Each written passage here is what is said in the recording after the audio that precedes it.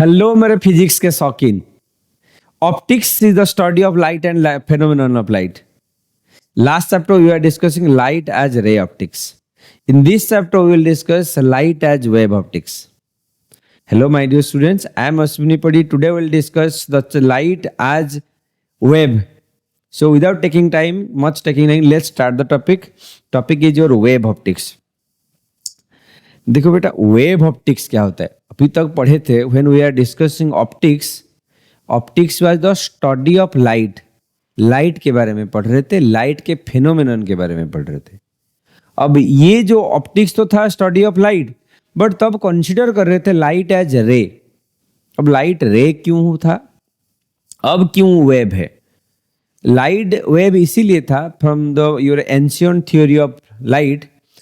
Newton considered as light as a packet, like your one packet, one light as particle. It was considered as light was particle. So अगर आप देखोगे कोई भी पानी pipe से अगर पानी निकल रहा है तो क्या होगा? वाटर का पार्टिकल आगे बढ़ता हुआ, हाँ, तो तब कंसिडर हो रहा था कि such as your light is travelling like packet, एक पैकेट ऐसे बढ़ता हुआ, हाँ, ऐसे बढ़ता हुआ, तो हम कंसीडर करते light as ray. But now we will be discussing light as wave. ये आया कैसे? ये आया हाइजन से. One of the famous scientist Huygens, he first introduced light as wave. तो मानेगा कौन? लाइट तो हम लोग आज तक पढ़ते आ रहे हैं, लाइट एज रे, लाइट एज वेव. तो उन्होंने क्या किया, उन्होंने उसको वेरीफाई किया. लाइट के कुछ फेनोमेनन जो रिफ्लेक्शन पढ़े थे, रिफ्रैक्शन पढ़े थे, उनको वो आज वेव वेरीफाई करवाया. उसके साथ आगे बढ़ते हुए कुछ और फेनोमेनन आया, जैसे कि इंटरफेरेंस, डिफ्रैक्शन. ये जो दोनों लॉज था, major two laws, ray optics can not describe, वो डिस्क्राइब कर ही नहीं सकता. तो वेव ऑप्टिक्स में we can describe the interference of light and the diffraction of light. समझ में आ रहा है? अच्छा, तो आप पूछोगे सर लाइट एक्चुअली रे है ना वेव है? जब आगे बढ़ते हुए और साइंटिस्ट आते हैं, that is called your modern understanding. Young's double slit experiment सामने आता है, मैक्सवेल्स इलेक्ट्रोमैग्नेटिक थ्योरी आता है, क्वांटम थ्योरी ऑफ लाइट आता है. तो आप पूछोगे सर फाइनली क्या है, लाइट रे है या वेव है? Answer is light is electromagnetic wave. जब मैक्सवेल के इक्वेशन आया तब कनेक्शन हुआ, क्वांटम थ्योरी ऑफ लाइट. यही तो सब मॉडर्न ऑप्टिक्स में जाता है. तो basically in this chapter what we will discuss light as wave. बस ये चैप्टर में लाइट एज वेव कंसिडरेशन करेंगे, ठीक? But light actually behaves dual nature. One is your particle nature, one is your wave nature. But in this chapter we will consider light as wave. So wave अगर consider करते हैं तो उससे पहले हमको थोड़ा वेव को रिवाइज करना पड़ेगा. क्या था wave? What is wave front? आपको पता था वेव क्या थे? कोई भी ऐसे अगर ट्रैवल कर रहे हैं up and down, to and fro, that is your wave. समझ में आ रहा है? अच्छा, ये जो वेव अगर कंसिडरेशन करने से पहले मान लो सपोज ये एक स्टील वाटर है, कोई भी जगह पे स्टील वाटर है, वहां पे कोई भी एक डिस्टरबेंस, यहाँ पे एक पत्थर गिर रहा है, आप कोई एक बच्चा आया पत्थर डाल दिया, तो क्या हुआ होगा? ऐसे वेव्स बने होंगे, वैसे वेव्स आगे बढ़ते होंगे. यही तो था. अब ये वेव का वेव फ्रंट क्या होता है? वेव फ्रंट होता है, मान लो ये हुआ fast wave front. Suppose this is your fast wave front, this is your second, third and so on. अब वेव फ्रंट क्या होता है? सपोज ऑल द पार्टिकल्स, ये हुआ पहला डिस्टरबेंस, मान लो ये था पहला डिस्टरबेंस. तो ये जो ऑल द पार्टिकल्स, ये सारे पार्टिकल्स, 1 2 3 ऐसे numbers of particles are there, numbers of particles are. All these particles will be oscillating in same phase means they will be propagating in a same phase, वो same तरह से behave कर रहे होंगे ये सारे पार्टिकल। ये अगर ये जितना वेलोसिटी से आगे बढ़ता हुआ देखिएगा सारे पार्टिकल्स सेम वेलोसिटी में आगे बढ़ते होंगे, सेम तरह से बिहेव कर रहे होंगे, बस इसी को कहेंगे हम वेव फ्रंट। तो डेफिनेशन है surface representing points of equal phase of wave, equal phase of wave is called wave front। समझ में आ रहा है वेव फ्रंट क्या है? All the particles oscillating in the same phase is called wave front. अब ये वेव फ्रंट तीन प्रकार का हुआ। दिस अब now the wave front is three types. देखो क्या क्या थ्री टाइप्स। एक, अगर कोई सोर्स स्फीयरिकल हुआ, मान लो आपके पास एक ऐसा एक बल्ब है, सपोज ऐसा एक बल्ब है, हाँ, तो ये क्या हुआ स्फीयरिकल, तो ये लाइट कैसे देगा? हर तरफ से देगा, स्फीयरिकल देगा। समझ में आ रहा है? तो ये हुआ आपका स्फीयरिकल, ये हुआ आपका स्फीयरिकल वेव फ्रंट। समझ में आ रहा है? ये स्फीयरिकल वेव फ्रंट, ये कैसे आगे बढ़ेगा? मान लो ये था सोर्स, तो ये होगा स्फीयरिकल सरफेस, ये हुआ, ये होगा। समझ में आ रहा है? ये होगा स्फीयरिकल वेव फ्रंट, ये हुआ एक प्रकार का वेव फ्रंट। हाँ, नेक्स्ट होता है सिलिंड्रिकल। अगर आपके घर में आप अब यू हैव सीन ऐसे एक ट्यूब लाइट हुआ करता था, एक ऐसे एक ट्यूब लाइट हुआ करता था, तो अगर ये वेव देगा तो कैसे देगा? वो वेव देगा ऐसे, सिलिंड्रिकली देगा। हाँ, ये ऐसे प्रोपागेट होंगे। ये और एक वेव फ्रंट होगा तो ये ऐसे होगा, ऐसे होगा। हाँ, ये ऐसे आगे बढ़ते होंगे हर तरफ से। हाँ, सिलिंड्रिकली, सिलिंड्रिकली। तो वेव फ्रंट हुआ, एक हुआ स्फीयरिकल, एक हुआ स्फीयरिकल, एक हुआ स्फीयरिकल, दूसरा हुआ सिलिंड्रिकल, दूसरा हुआ सिलिंड्रिकल, एक हुआ स्फीयरिकल, दूसरा हुआ cylindrical. Third one is our plane wave front. Plane wave front, plane क्या? मान लो अगर आप यू हैव सीन कोई भी शॉपिंग मॉल में गए हो गए, ऊपर एक लाइट लगता है ऐसे स्क्वायर शेप का, एक मान लो एक कोई भी लाइट लगा हुआ है, तो अगर वो वेव देगा तो कैसे देगा? वो देगा कैसे? मान लो ये एक रेक्टेंगुलर एक लाइट है, तो वो कैसे लाइट देगा? वो ऐसे देगा। हाँ, ऐसे प्लेन वेव से आगे बढ़ेंगे, तो ये हुआ प्लेन वेव्स। हाँ, और ये जो सेम फेज में आगे बढ़ रहे हैं, इसी को कहेंगे वन प्लेन। अब मान लो यहाँ पे जो भी सेम फेज में जा रहे हैं, ये होगा वन प्लेन। हाँ, this is called your plane wave front. ऐसे तो ये जितने भी पार्टिकल्स होंगे वो क्या करेंगे? एक ही फेज में आगे बढ़ते होंगे। फिर आगे बढ़ने के बाद ये भी जो भी पार्टिकल्स होंगे सेम फेज के साथ आगे बढ़ रहे हैं, इसको कहेंगे प्लेन वेव फ्रंट। क्या कहेंगे? Plane wave front. तो अभी ये प्लेन वेव फ्रंट का बहुत मेजर रोल है हमारे डेरिवेशन में, हमारे हाइजन के प्रिंसिपल में मेजर रोल प्ले करेगा वेव। हम नॉर्मली प्लेन वेव फ्रंट के बारे में पढ़ेंगे, बस इसी के बारे में। हाँ, so if the wave front is from the point source, अगर सोर्स क्या होता है? जहां से लाइट निकल के आ रहे हैं, जहां से लाइट निकल के आ रहे हैं, that is your point source, that is a source. अगर वो जो सोर्स हुआ पॉइंट स्फीयरिकल, छोटा सा स्फीयरिकल हुआ या तो पॉइंट सोर्स हुआ, वो स्फीयरिकल वेव फ्रंट प्रोड्यूस करेंगे। अगर वो सिलिंड्रिकल हुआ, अगर वो ऐसे सिलिंड्रिकल हुआ, तो वो जो वेव फ्रंट प्रोड्यूस करेंगे उसी को क्या कहेंगे? Cylindrical wave front. ये ऐसे आगे बढ़ते होंगे, ये ऐसे आगे बढ़ रहे होंगे। समझ में आ रहा है? ये ऐसे आगे बढ़ रहे होंगे।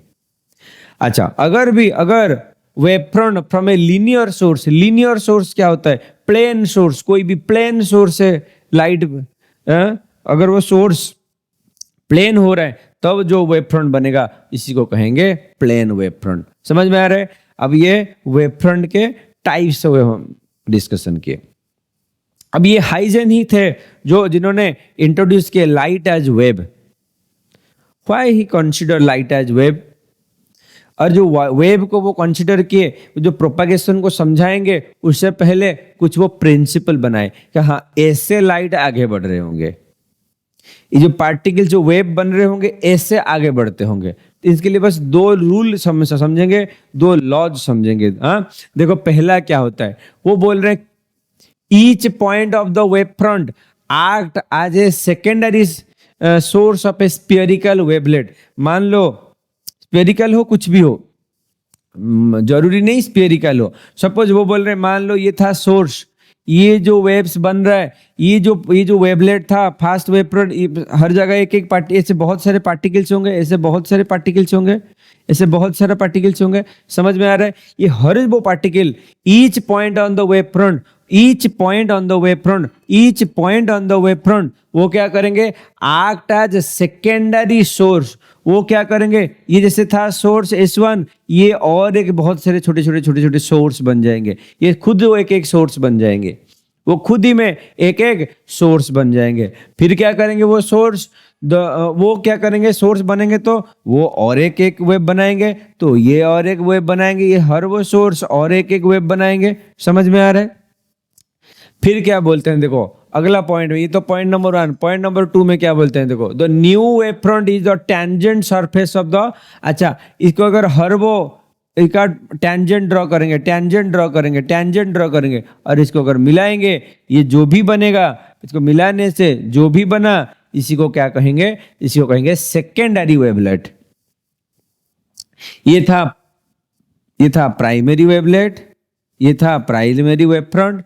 अब इसके हर वो पार्टिकल और एक एक वेब बनाए, और इनका टेंजेंट ड्रॉ करने से जो भी बना, उसी को कहेंगे, क्या कहेंगे? उसी को कहेंगे सेकेंडरी वेव फ्रंट। अब पूछोगे अगर सर सिलिंड्रिकल होगा तो क्या होगा? Same thing. अगर ये सिलिंड्रिकल या तो प्लेन भी हो सकता है, मान लो ये प्लेन भी हो, सिलिंड्रिकल हो, वो भी ऐसे ऐसे क्या करेंगे?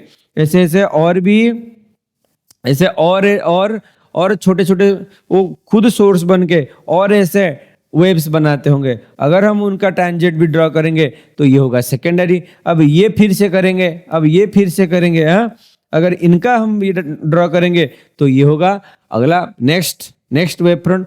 ऐसे वेव्स बढ़ते जाते हैं, ऐसे वेव्स प्रोपागेट करते हैं। पहले हुआ कॉन्सेप्ट में क्या था? हर वो पार्टिकल एक सोर्स की तरह बिहेव करेंगे। दूसरा क्या है? प्रोपागेशन, कैसे आगे बढ़ेंगे? वो जो भी बना उनका टेंजेंट ड्रॉ करने से वो और एक वेव बन गया। समझ में आ रहा है? ये था हाइजन का प्रिंसिपल। अगर ये दोनों समझ में आया तो बाकी चीजें धीरे धीरे और क्लियर हो जाएगा। कैसे वो डिफाइन करते हैं?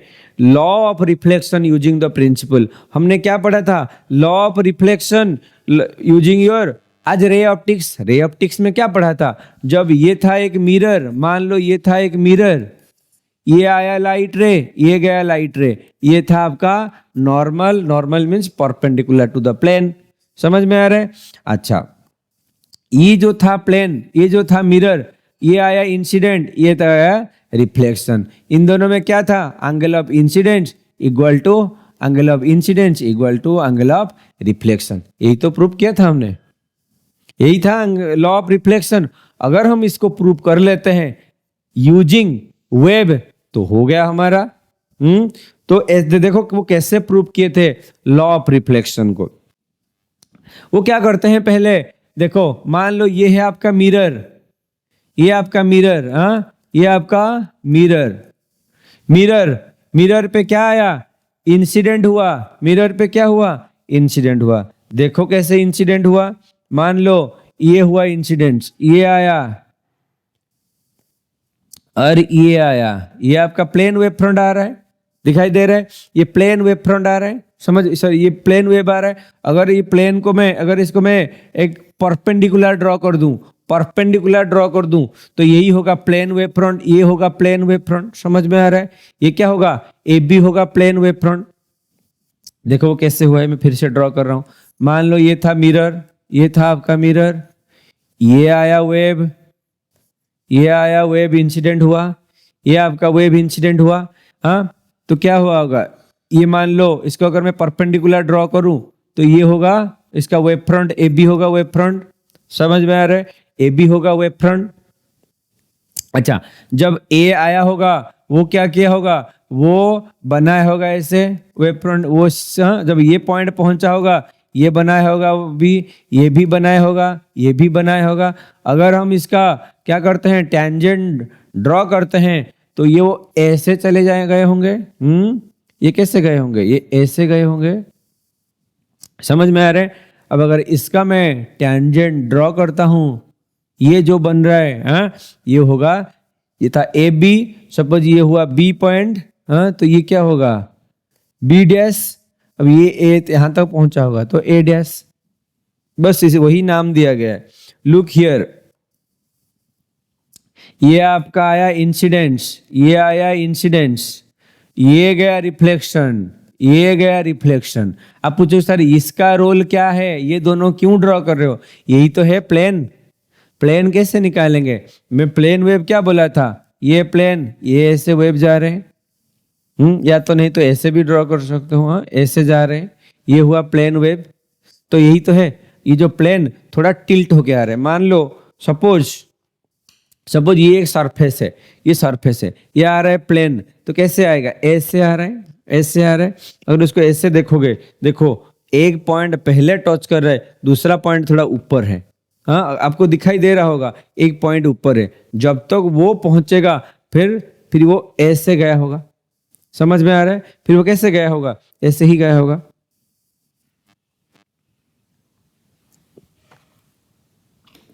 ठीक, देखो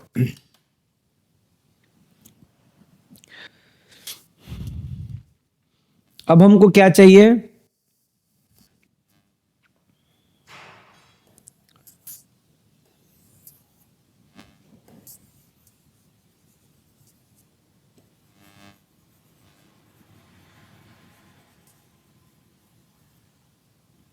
ठीक, अच्छा अब हमको प्रूव करना चाहिए, क्या करेंगे?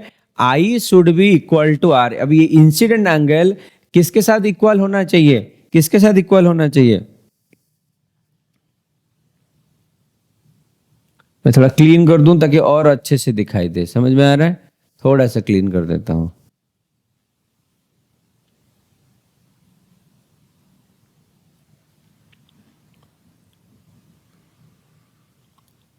अच्छा ओके, अब देखो ये था आपका प्लेन वेव फ्रंट, हाँ ये था plane wave front A B. अच्छा एक देखो तो, ये जो है इसको क्या करूंगा, जो ग्रीन कलर का है ये है आपका नॉर्मल, ये है आपका नॉर्मल। नॉर्मल क्या होता है? प्लेन के साथ परपेंडिकुलर होता है। ये भी नॉर्मल है, नॉर्मल क्या होता है? प्लेन के साथ परपेंडिकुलर होता है।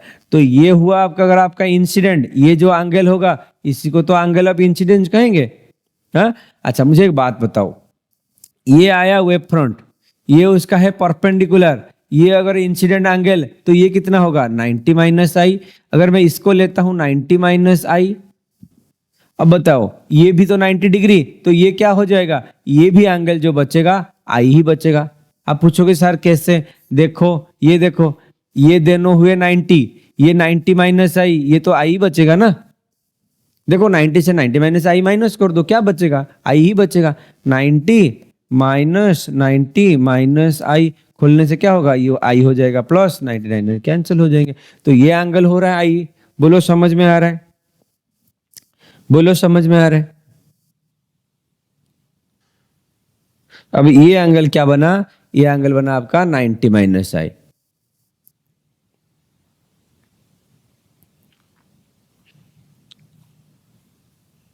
देखो ये हो गया एंगल आई। अच्छा अब इस रिफ्लेक्शन भी वही रूल फॉलो किया। अगर ये एंगल है आर, ये क्या हो जाएगा? 90 माइनस आर, तो ये एंगल बच जाएगा आर। देखो अभी ट्रायंगल, ट्रायंगल कौन सा triangle? Triangle A dash B. सही से देखो, A dash B, A dash, जहां पे इंसिडेंट एंगल का जगह है, देखो इंसिडेंट एंगल कहां पे है? ये है इंसिडेंट एंगल का जगह, ये इंसिडेंट एंगल का ट्रायंगल, ये हुआ इंसिडेंट एंगल का triangle. A B, sorry A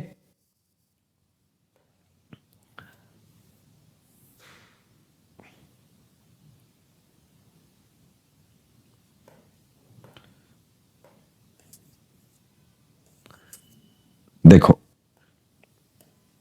from triangle, इसको छोड़ दो, इसको हम प्रूव करेंगे। हाँ फ्रॉम ट्रायंगल, कौन सा triangle? A B dash, A B B dash, A B B dash, A B B dash दिखाई दे रहा है। ये ट्रायंगल, ये ट्रायंगल जहां पे आई क्या जगह है, आई के लिए ट्रायंगल कौन सा है? ए बी बी डैश, समझ में आया? अच्छा ए बी बी डैश में क्या होगा? साइन आई क्या होगा बताओ मुझे? Sine I, sine I equal to P by H. Angle का ऑपोजिट हमेशा पी होता है, तो मैं क्या लूंगा, बी बी डैश, ये होगा पी, एच क्या होगा, ए बी। मान लो मैं ए बी डैश है, एच। समझ में आया? From triangle A B B dash. अच्छा, और एक चीज देखो, फ्रॉम ट्रायंगल आर कहाँ पे है, आर जो ट्रायंगल में है, अब वो ट्रायंगल को मान लो लेते हैं। समझ में आया? सपोज आर कहाँ पे है, यहीं पे है आर। अब मैं क्या कर रहा हूं, इसको ले रहा हूं। हाँ, ये ट्रायंगल को देखो, ये ट्रायंगल में देखो, ट्रायंगल ए डैश और बी डैश, इसके अंदर है आर, इसीलिए तो वही ट्रायंगल को लिया मैं। हाँ, क्यों लिया, क्योंकि यहाँ पे आर है, तो साइन आर क्या हो जाएगा, एंगल का opposite your P by H. P कौन सा होगा, ए डैश बाई एच क्या होगा, ए बी डैश। देखो दोनों का क्या हुआ, हाइपोटेनियस सेम है। दो ट्रायंगल तो है, दोनों का हाइपोटेनियस सेम है। अच्छा बताओ मुझे, फ्रॉम स्नेल्स लॉ क्या पता है हमको? Snell's law, sine I to the sine R. Snell's law अभी क्यों अप्लाई करें, हम प्रूव करेंगे स्नेल्स लॉ। देखता हूं, खाली साइन आई बाई साइन लिखो। अच्छा, इसको इक्वेशन 1 लो, इसको इक्वेशन 2 लो। डिवाइडिंग इक्वेशन 1 बाई 2, हाँ क्या होगा, sine I by sine R क्या हो जाएगा, B B dash by A B dash divide by A dash divide by A B dash. अच्छा, ये ऊपर चला जाएगा, B B dash by A B dash into A B dash by A dash. तो A B dash cut जाएंगे। हाँ ना, समझ में नहीं है, ए डैश कट जाएंगे। क्यों कट जाएंगे, दोनों सेम है, ये तो दोनों सेम है, ये सेम है। हाँ, तो ये दोनों कैंसिल आउट हो गए। अच्छा, मुझे एक बात बताओ, ये भी है एयर मीडियम, ये तो कोई और मीडियम में जा ही नहीं रहा है, वो एक ही मीडियम में है, लाइट तो एक ही मीडियम में है। अच्छा, मुझे एक बात बताओ, ये होगा तो डिस्टेंस, ये होगा बी बी डैश क्या होगा, डिस्टेंस बी बी डैश या डिस्टेंस ए डैश। ये जो पार्टिकल था ए, जब ये जो पार्टिकल था ए कहाँ तक पहुंचा है, ए डैश तक पहुंचा है। यहां से यहां पहुंचने के लिए उसको कुछ टाइम तो लगा होगा, जब तक देखो, जब तक बी या के बी डैश में पहुंचा तब तक ए या ए डैश तक पहुंच गया होगा। देखो, ये आया था, ये था वेव फ्रंट, ये बी था यहाँ पे, जब बी या के बी डैश तक पहुंचा होगा कुछ टाइम तो लगा होगा। हाँ, मान लो ये था ऐसे, जब तक ये ऐसे आया होगा ये ऐसे पहुंचा होगा। देखो फिर से बता रहा हूं, मान लो ये आ रहा था, ये कैसे आ रहा था, ये आ रहा था ऐसे, ये आ रहा था ऐसे, जब तक ये आके यहाँ पहुंचा होगा तब तक ये यहाँ पहुंच गया होगा। बस यही है वेव फ्रंट। ये था इंसिडेंट वेव फ्रंट, ये था आपका रिफ्लेक्टेड वेव फ्रंट। हाँ, A B is incident, A dash B dash is the, देखो मैं इसको मार्क भी कर देता हूं, देखो इसको मार्क कर देता हूं। अब ये क्या है, ये जो है ए बी इंसिडेंट और ये जो है ये क्या है, रिफ्लेक्शन। ये हुआ इंसिडेंट, ये हुआ आपका रिफ्लेक्शन वेव फ्रंट। अच्छा, ये एक बात देखो। अच्छा, डिस्टेंस का क्या फॉर्मूला, हमको डिस्टेंस का फॉर्मूला क्या पता है, your v equal to S by T और s equal to V T. अच्छा, ये तो एक ही मीडियम में है तो वेलोसिटी हो जाएगा कांस्टेंट। समझ में आ रहा है? तो हो जाएगा, अगर मीडियम चेंज नहीं हुआ वेलोसिटी चेंज ही क्यों होगा। तो अच्छा, टाइम तो एक ही लगा होगा, जब तक बी या के बी डैश में पहुंचा होगा तब तक ए, देखो जब ये था बी यहाँ पे, बी या के पहुंचा यहाँ पे, तो ए को भी तो उतना ही टाइम लगा तब तक ये ऐसे घूमने में। ना समझ में नहीं है, देखो ये था ऐसे, जब तक ये आके यहाँ पहुंचा होगा ये होगा रिफ्लेक्शन। तो आया था मान लो ऐसे, जब तक ये ऐसे घूमा होगा उसको तो सेम टाइम लगेगा, तो ये भी होगा भिट्टी, इसको भी होगा भिट्टी। समझ में आया? बस यहाँ पे पुट कर देंगे बी बी डैश की जगह पे भिट्टी, बी ए डैश की जगह पे भी भिट्टी। अब ये भिट्टी भी हो जाएंगे क्या, ये भी भिट्टी भी हो जाएंगे कैंसिल आउट। देखो तो बचेगा क्या, sine I to the sine R equal to 1 बचा। तो हमारे पास क्या आ रहा है, और sine I by sine R equal to 1 और sine I equal to sine R. मुझे एक चीज बताओ, अगर sine I sine R equal होंगे तो ऑब्वियस बात एंगल आई इक्वल टू भी एंगल आर होंगे। As they are small angle, हमको पता था sine theta equal to theta, so I equal to R which is called your law of reflection. So this is how he proved, this is how he proved your this is how he proved your light as wave, light as wave, how light will be reflected as wave। जल्दी जल्दी आगे बढ़ते हैं। You can take the screenshot, you can take the screenshot. समझ में आया कैसे आया होगा, आया होगा ऐसे, तो अगर ऐसे घुमा होगा इसके लिए जितना टाइम लगा होगा वो होगा भिट्टी, जितना डिस्टेंस होगा भिट्टी, भिट्टी भिट्टी कैंसल आउट हो गए, तो ये बन गए 1, तो आई इक्वल टू आर। ये था लॉ ऑफ रिफ्लेक्शन। आगे बढ़ते हैं, अब बात करते हैं रिफ्रैक्शन को वो कैसे समझाए, हाउ ही प्रूव्ड रिफ्रैक्शन। वो रिफ्रैक्शन को कैसे समझाते हैं, देखो सेम चीज पहले बना देते हैं। हम क्या करेंगे, पहले हम सरफेस बना देते हैं। ये हुआ आपका सरफेस। सरफेस मतलब ये था मान लो एयर मीडियम में, अब ये ग्लास या तो वाटर मीडियम में क्या करेगा, वेव फ्रंट, वेव आपका एंटर करेगा। लाइट एज वेव मान लो ऐसे एंटर कर रहा है, ये आया लाइट, ये आया लाइट है, ठीक। देखो ये आया लाइट है, सपोज ये आया लाइट, ये आया लाइट,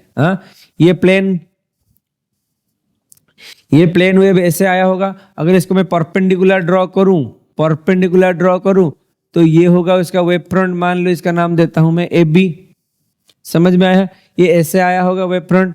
अब ये रिफ्रैक्ट कैसे किया होगा, इसको पहले नॉर्मल बना दो, ये हुआ नॉर्मल, ये हुआ नॉर्मल, ठीक। अब ये जो एंगल होगा ये होगा एंगल ऑफ इंसिडेंस, अब ये हुआ होगा एंगल ऑफ इंसिडेंस। अच्छा मुझे एक बात बताओ वो कैसे, अच्छा जब एयर मीडियम से ग्लास मीडियम में एंटर किया होगा तो क्या हुआ होगा, वो थोड़ा टिल्ट इससे बेंड हो गया होगा, ये भी इससे थोड़ा बेंड हो गया होगा ना, समझ भी नहीं है। तो ये जो बनेगा ये होगा एंगल ऑफ रिफ्लेक्शन। समझ में आया, ये होगा आपका एंगल ऑफ रिफ्लेक्शन। अगर अच्छा अब पूछोगे सर इसको हम कैसे ड्रॉ करेंगे, how will you draw the tangent. देखो ये जो टेंजेंट होता है ना, ये जो परपेंडिकुलर होता है ना, यही इसी को वेव फ्रंट। आप पूछोगे सर रिफ्रैक्शन का वेव फ्रंट क्या होगा, अरे जब तक ये पहुंचा होगा ये कुछ वेव बना होगा, ये कुछ बनाया होगा वेव, ये पार्टिकल कुछ वेव बनाया होगा, ये कुछ बनाया होगा। अगर इसको मैं परपेंडिकुलर ड्रॉ कर दूं, ये जो होगा ये होगा आपका, यह होगा रिफ्रैक्टेड वेव फ्रंट। मान लो ये ए बी था, इसको मैं दे देता हूं ए डैश बी डैश, ठीक। इसको नाम दे देता हूं ए डैश बी डैश। मुझे बताओ एक चीज, अभी हम एंगल के बारे में पढ़ रहे थे, अगर ये एंगल आई था तो ये था क्या 90 माइनस आई, तो ये एंगल क्या था, एंगल आई। समझ में आ रहा है। अच्छा अगर ये था रिफ्रैक्शन तो ये क्या बना होगा 90 माइनस आर, क्योंकि ये परपेंडिकुलर तो है तो ये 90 हुआ होगा यार, आर तो ये 90 माइनस आर। अच्छा ये तो 90 हमको पता है तो ये बन जाएगा आर। बोलो समझ में आ रहा है कि नहीं आ रहा है। ये दोनों ट्रायंगल वेरी इंपॉर्टेंट, अगर ट्रायंगल और इसका एंगल समझ में आ गया तो डेरिवेशन बहुत इजी है। ये हुआ आई 90 माइनस आई, ये आई, ये हुआ आर 90 माइनस आर, ये हुआ आर। देखो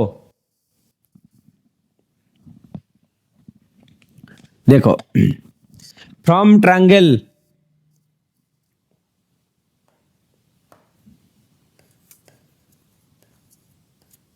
अच्छा थोड़ा देखो, consider a plane wave from incident on the interface of two transparent medium from rarer to denser at time 0। After time t the wavelet forms in the medium. मान लो पहले वो इंसिडेंट हुआ ही नहीं था, तब टाइम कितना हुआ था 0 था। सपोज अब वो क्या कर रहे हैं, अंदर जाने लगा है लाइट। अब लाइट क्या किया होगा, मीडियम के अंदर एंटर किया होगा। सपोज तब टाइम क्या बन गया होगा, मान लो t टाइम बन गया होगा। समझ में आ रहा है। So from triangle A B B dash, A B B dash, ये ट्रायंगल देखो, इंसिडेंट के लिए जो ट्रायंगल बन रहा है, from triangle A B B dash क्या हुआ होगा, ए बी बी डैश। अच्छा तो साइन आई क्या हुआ होगा, हाँ sine I P by H, P कौन सा है, B B dash by H कौन सा है, ए बी डैश, समझ में आया, B B dash by this, हाँ अच्छा फ्रॉम ट्रायंगल, ये जो देखो रिफ्रैक्शन वाला ट्रायंगल, ये ट्रायंगल, हाँ ये क्या बनेगा, A dash B dash, triangle A dash A dash B dash, इससे क्या निकलेगा, साइन आर, साइन आर क्या होगा, ऑपोजिट क्या है, A dash divide by A B dash, समझ में आया, from triangle A B B dash sine i this, sine r this. अच्छा अब देखो एक चीज देखो, एक चीज देखो अच्छा अब क्या करेंगे, हमारे पास साइन आई आ गया, साइन आर आ गया, चलो sine I by sine R करते हैं, sine I by sine R क्या बनेगा, B B dash by A B dash divide by A dash by A B dash equal to क्या बचेगा, B B B dash by A B dash into A B dash by A dash. अच्छा एक चीज देखो, अगर मैं cancel out करूं, ये तो कॉमन है, A B dash cancel out हो गए, बचा कौन, बचा कौन, B B dash by A dash बच गया, समझ में आया, A B dash by A dash बच गया। अच्छा मुझे एक चीज बताओ, बी बी डैश क्या होगा, एयर मीडियम में डिस्टेंस बी बी डैश क्या हुआ होगा, distance in B B dash क्या हुआ होगा, मान लो यहाँ पे स्पीड वो v1 वेलोसिटी में गया होगा, कहाँ पे, एयर मीडियम में, सपोज मान लो ग्लास मीडियम में वो v2 वेलोसिटी के साथ गया होगा, हाँ तो हमारे पास फॉर्मूला क्या है, distance S equal to V T, तो यहाँ पे वेलोसिटी v1, टाइम तो कांस्टेंट, वही टाइम में जितना टाइम लगा होगा ये यहाँ से पहुंचेगा, उतना टाइम लगा होगा इसको यहाँ पहुंचने के लिए, जितना टाइम लगा होगा बी को बी डैश तक पहुंचने के लिए उतना ही टाइम लगा होगा ए को ए डैश तक पहुंचने के लिए, तो बी बी डैश अगर v1t हो रहा है तो ए डैश क्या होगा, ए डैश क्या होगा, वो भी तो v2 हो जाएगा, कि बट टाइम हो जाएगा कांस्टेंट, बस वेलोसिटी में चेंज हुआ होगा क्योंकि मीडियम बदल गया अभी, समझ में है। तो अगर मैं इसको पुट करता हूं, क्या पुट करता हूं, B B dash by A dash को अगर मैं क्या करता हूं, बी बी डैश को v1t डिवाइड बाई v2t करता हूं तो टी कैंसिल होके v1 बाई v2 बच जाता है। तो मेरे पास क्या आया, साइन आई, देखो sine I by sine R equal to v1 by v2। मुझे एक चीज बताओ, v1 क्या है, अच्छा जब हम पढ़े थे एब्सोल्यूट रिफ्रैक्टिव इंडेक्स म्यू1 क्या था, म्यू1 equal to speed in light, speed of light in vacuum by any medium c by v1, that implies v1 क्या होगा, c बाई म्यू1, तो मैं इसको क्या लिख देता हूं, c बाई म्यू1 डिवाइड बाई c बाई म्यू2, समझ में आया, समझ में आया। अच्छा अगर वे सी कैंसल आउट हो जाते हैं, बचेगा क्या, म्यू2 by म्यू1 which is equal to mu21, this is called your law of refraction, यही तो था लॉ ऑफ रिफ्रैक्शन, क्या पढ़े थे लॉ ऑफ रिफ्रैक्शन में, ये पढ़े थे sine I by sine r which is equal to mu2 by म्यू1 और म्यू21 और which is equal to v1 by 2, इसी को ही बोले थे Snell's law. This is how proved your Snell's law, this is how Huygens proved the Snell's law. जल्दी जल्दी इसका स्क्रीनशॉट ले जाओ, या तो पीडीएफ आपको डिस्क्रिप्शन बॉक्स में मिलेगा, as well as you can follow us from the Telegram channel, there you will be getting all the PDF notes. समझ में आ रहे हैं, आगे बढ़ते हैं, आगे बढ़ते हैं। अच्छा, अभी तक हम क्या पढ़ रहे थे? Light as wave, light as wave. तो ठीक था, जब हम प्रिज्म पढ़े थे, प्रिज्म में क्या था? ए आया था लाइट, ये ऐसे बेंड हुआ था और ये ऐसे बेंड हो गया था। ए आया, ये बेंड हुआ, फिर ये बेंड हुआ था, ये पढ़े थे हम लोग। पर अगर ये रे था तो ऐसे ठीक था। अब अगर वेव है तो कैसा होगा? कॉनकेव लेंस में क्या पढ़े थे? क्या पढ़े थे? अगर ये आया पैरेलल तो ऐसे चला जाएगा, फोकल फोकस देके चला जाएगा, यही पढ़े थे। तो लेंस में हर जगह, अच्छा ये था क्या? कन्वर्जिंग था। यहाँ पे क्या हो रहा था? यहाँ पे लाइट रे आया तो ये डाइवर्जिंग हो रहा था, डाइवर्जिंग हो रहा था। हाँ, ये तो रे में ठीक था। अब वेव में कैसे उसको करेंगे? देखो वेव में कैसे करेंगे। पहले ड्रॉ करते हैं प्रिज्म। ये आपका प्रिज्म, ये आपका लेंस, ये आपका कॉन्वेक्स लेंस, ये आपका कॉनकेव लेंस। समझ में आया? ये आपका कॉनकेव मिरर, ये आपका कॉन्वेक्स मिरर। ठीक, थोड़ा शेडेड कर देंगे कॉनकेव मिरर को, ऐसे शेडेड कर देंगे पीछे। ये भी इसे इसको शेडेड कर देंगे।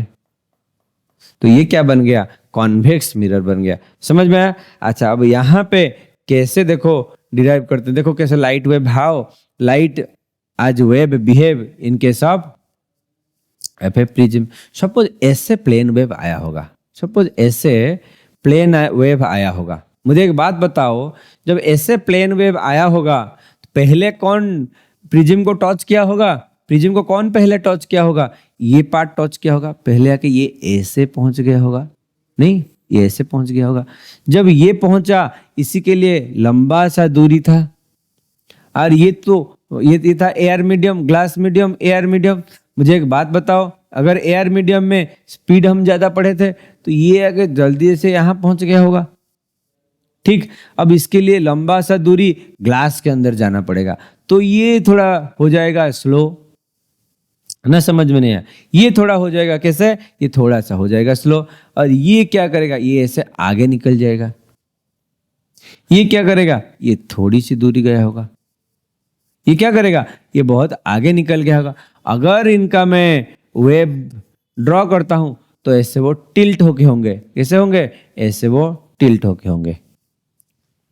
This is how wave behave in prism. हाँ, अच्छा, अब देखो कॉन्वेक्स के लिए कैसे होता है, वही बनाते हैं वेव फ्रंट।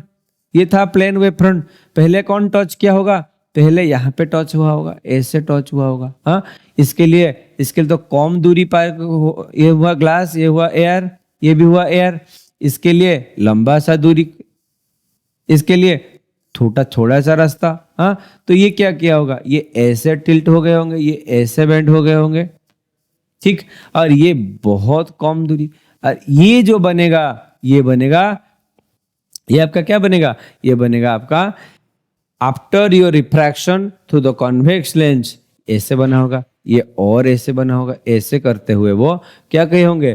कन्वर्जिंग हुआ होगा, ऐसे हुआ होगा। यही तो पढ़े थे हम, बस यही तो हुआ, कन्वर्जिंग। समझ में आया? ये ऐसे कन्वर्जिंग हुआ था। तो ये टास्क आपके लिए हुआ। आप बताओ इन केस ऑफ कॉनकेव क्या हुआ होगा? इसके लिए लंबा रास्ता, कम रास्ता, लंबा रास्ता। बताओ इसके लिए क्या हुआ होगा? This is your homework. In case of concave mirror, देखो कॉनकेव मिरर में भी ऐसे वेव फ्रंट आया होगा। ऐसे वेव फ्रंट आया होगा। ठीक, अब ये वेव फ्रंट कौन पहले टच करेगा? ये पहले टच कर लेंगे, ये पहले टच कर लेंगे। इसके लिए लेट टच करेगा वो। समझ में आया? अच्छा, जब ये टच किया, उसको नॉर्मल होके ये ऐसे हो जाएंगे, ये क्या करेंगे? ऐसे हो जाएंगे, ये ऐसे होंगे, ये ऐसे होंगे। हाँ, तो ये बना होगा, ये बना होगा आपका, ये बना होगा आपका क्या?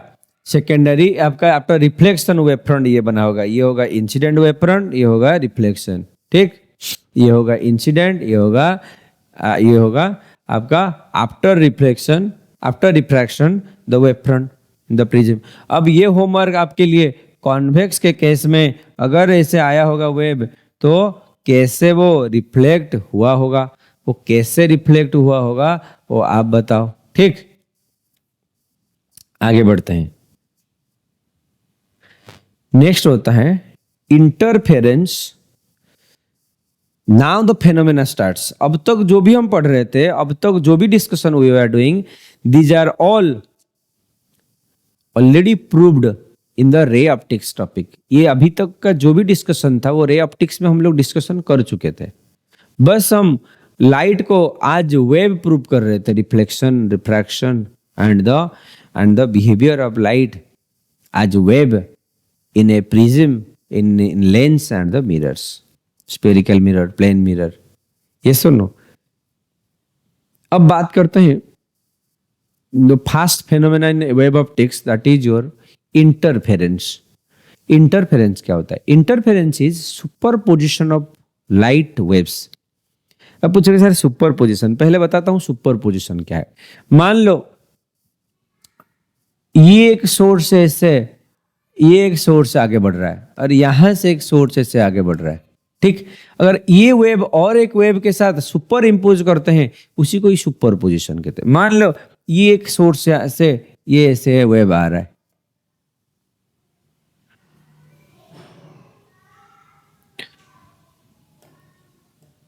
सपोज ये ऐसे वेव आ रहा है, यहां से एक S1 सोर्स से वेव आ रहा है, यहां से एक वेव ऐसे आ रहा है और वो लोग ऐसे मिल रहे हैं, उसी को ही कहते हैं सुपरपोजिशन।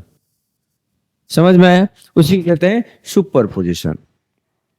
सुपरपोजिशन, ये सोर्स हुआ S1, ये सोर्स हुआ S2, ये मिलने के बाद ये बना और एक वेव, उसी को कहते हैं superposition. In case of light this phenomenon is called interference.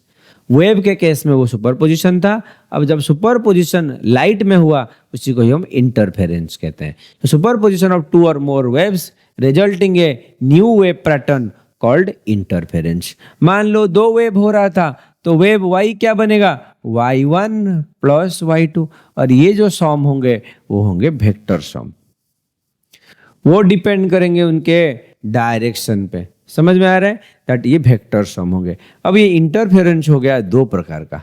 देखो कैसे हुआ।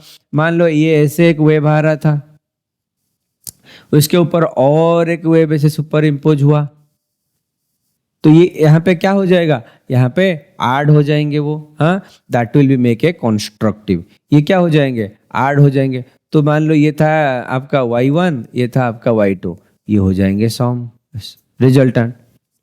देखो suppose what I am doing, देखो यहाँ पे ये था मान लो एक वेव फ्रंट, ये आया और एक वेव फ्रंट। अगर अब इधर plus Y are using plus, अगर वो ये फेज सेम होंगे, ये इसके साथ ये इसके साथ, तो ये दोनों मिलके क्या हो जाएंगे?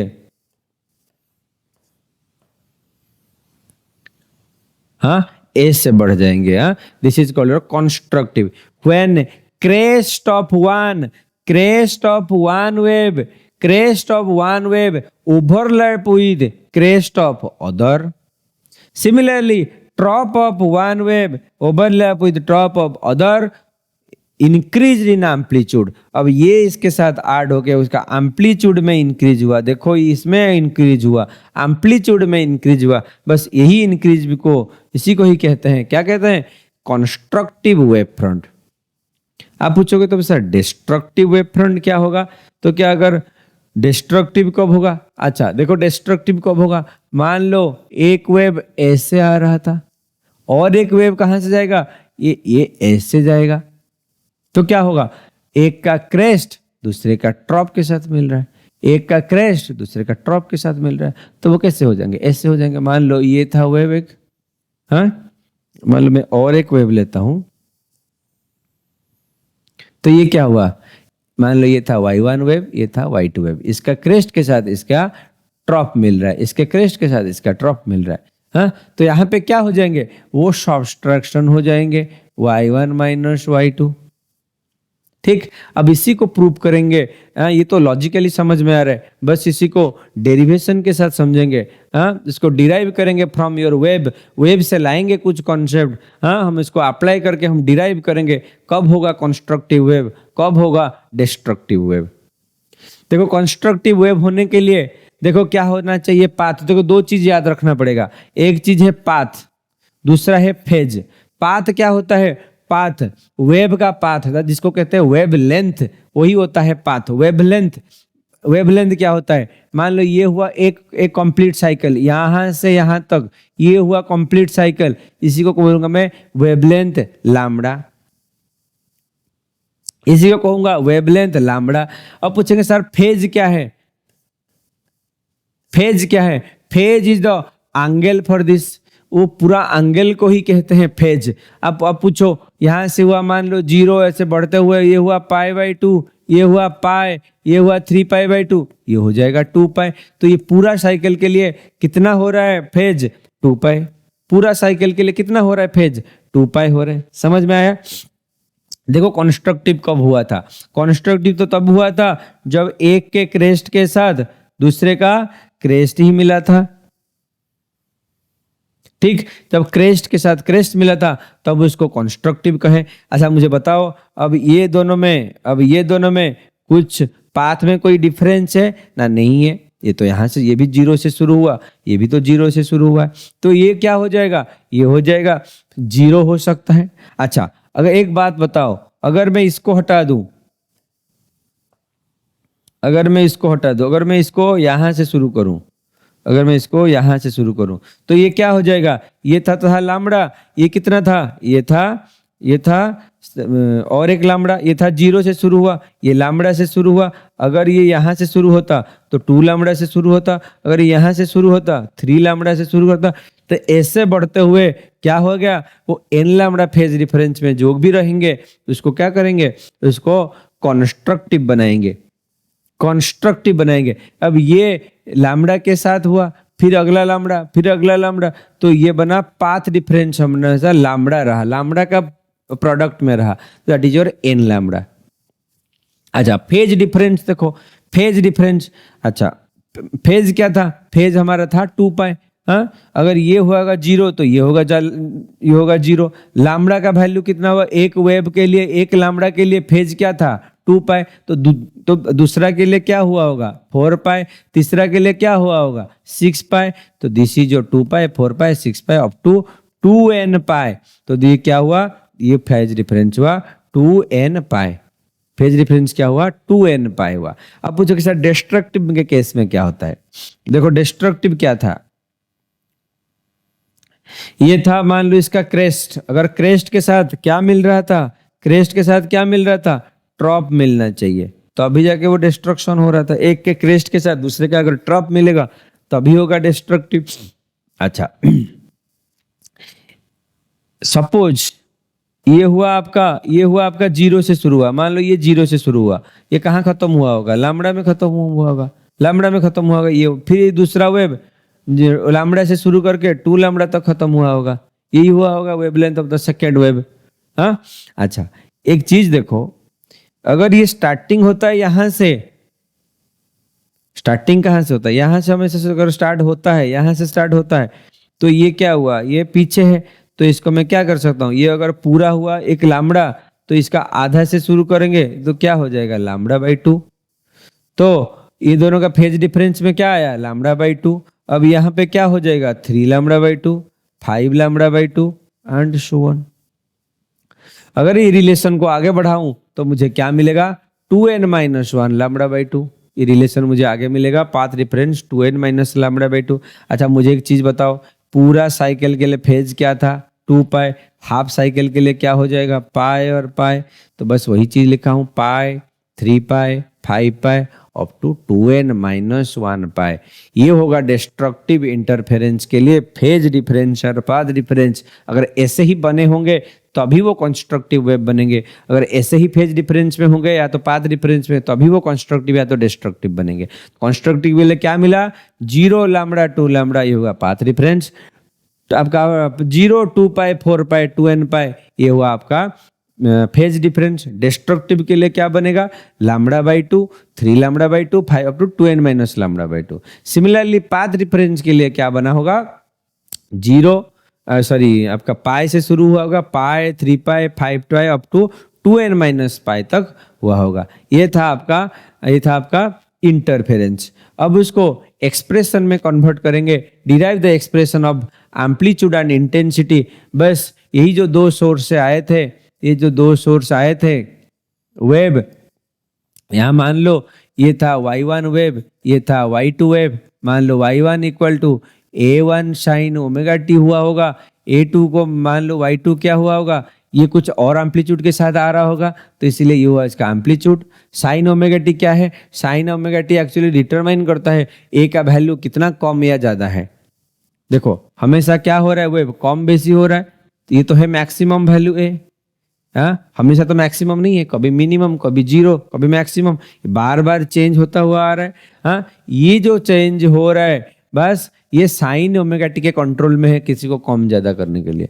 तो A1 हुआ मैक्सिमम एम्पलीट्यूड, हाँ, A1 sine omega T. A2 क्या होगा, Y2 क्या होगा, A2 साइन ओमेगा टी हुआ होगा, या तो कुछ फेज में हो सकता है कुछ चेंज हुआ होगा। ये जो फेज जो डिफरेंस हम पढ़ रहे थे, जो फेज जो एक तो पढ़े पाथ लैम्बडा, एक पढ़े हम फेज जो है फाई। मतलब दो वेव जो आ रहे हैं इन दोनों में मान लो ये यहां से शुरू हो सकता है, यहां से शुरू हो सकता है, ये जो एंगल में चेंजेस हो रहा है इसी को मैं पाई लेता हूं। समझ में है?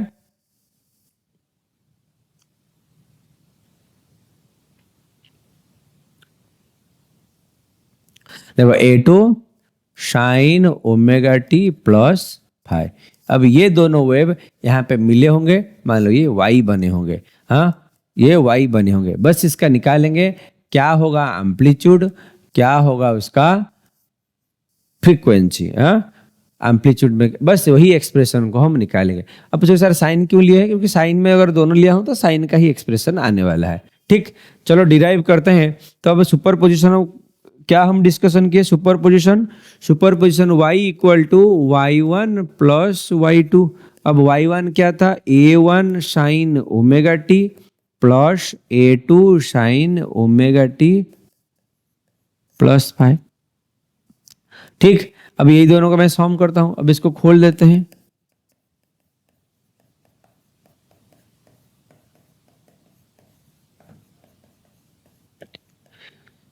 साइन ए प्लस बी का फॉर्मूला डालने, sine A cos B plus sine phi. देखो sine A cos B sorry cos A sine B, तो कॉस ए को मैं बाद में लिख देता हूं कॉस ओमेगा टी। ठीक, ए sign A cos A sine B, यही फॉर्मूला है। अच्छा यहां पे देखो एक चीज, साइन ओमेगा टी दो बार हो गया टी। ठीक, देखो यहां पे मैं साइन ओमेगा टी को मान लो कॉमन ले लेता हूं, तो क्या बचेगा, A1 बच जाएगा यहां से, प्लस यहां से A2 और cos फाइव बचेंगे, A2 cos फाइव। ठीक, A1 plus A2 cos phi बचेंगे, plus A2 sine phi cos omega t, यही बचेगा एक्सप्रेशन। ठीक, एक काम करते हैं, ये जो एक्सप्रेशन और ये जो एक्सप्रेशन, ठीक, लेट ये यहां से एक वेव सोर्स से वेव आया होगा, ये सोर्स वेव दोनों मिले होंगे तो y बना होगा। ठीक, अब मैं यही था y। अच्छा लेट इसका जो एम्पलीट्यूड बना होगा a एम्पलीट्यूड बना होगा, ये जो नया वेव बना होगा उसका एम्पलीट्यूड, ये दोनों मिलने के बाद जो नया वेव बना होगा सपोज जो a एम्पलीट्यूड के साथ हुआ होगा। सो मैं लेता हूं let A1 plus A2 cos five equal to cos थीटा। सपोज मिलने के बाद जो भी बना होगा सपोज वो थीटा होगा। सपोज मिलने के बाद आप पूछोगे सर थीटा ही हो सकता है क्या, नहीं इसके वजह से मान लो वो थीटा बना रहा है, थीटा तो होगा बोल के नहीं, मान लो इसके वजह से जो भी एंगल बना होगा सपोज थीटा एंगल बना होगा, बस ये दोनों का एम्पलीट्यूड और cos फाइव मिलने की वजह से। Suppose similarly A2 sine five, A2 sine five, अब इसको मैं लेता हूं A sine five, A1 plus A2 cos five को cos थीटा लेता हूं और इसको मैं लेता हूं साइन थीटा लेता हूं, क्योंकि एंगल थीटा लेता हूं। हाँ अच्छा, ये दोनों को अगर मैं पुट करता हूं यहाँ पे, ये इक्वेशन 1 में पुट करता हूं, पुट करके देखो, पुट करने से क्या हो रहा है, वाई क्या बन रहा है, y equal to sine omega t, A1 plus A2 की जगह पर बस डाल दो A cos थीटा,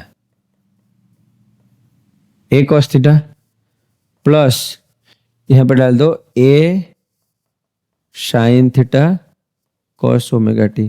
देखो यहाँ पे वही फॉर्मूला लग गया, साइन A प्लस बी का फॉर्मूला जो आ रहा था, साइन A प्लस बी का क्या फॉर्मूला था, sine A cos B plus cos A sine B, यही तो था।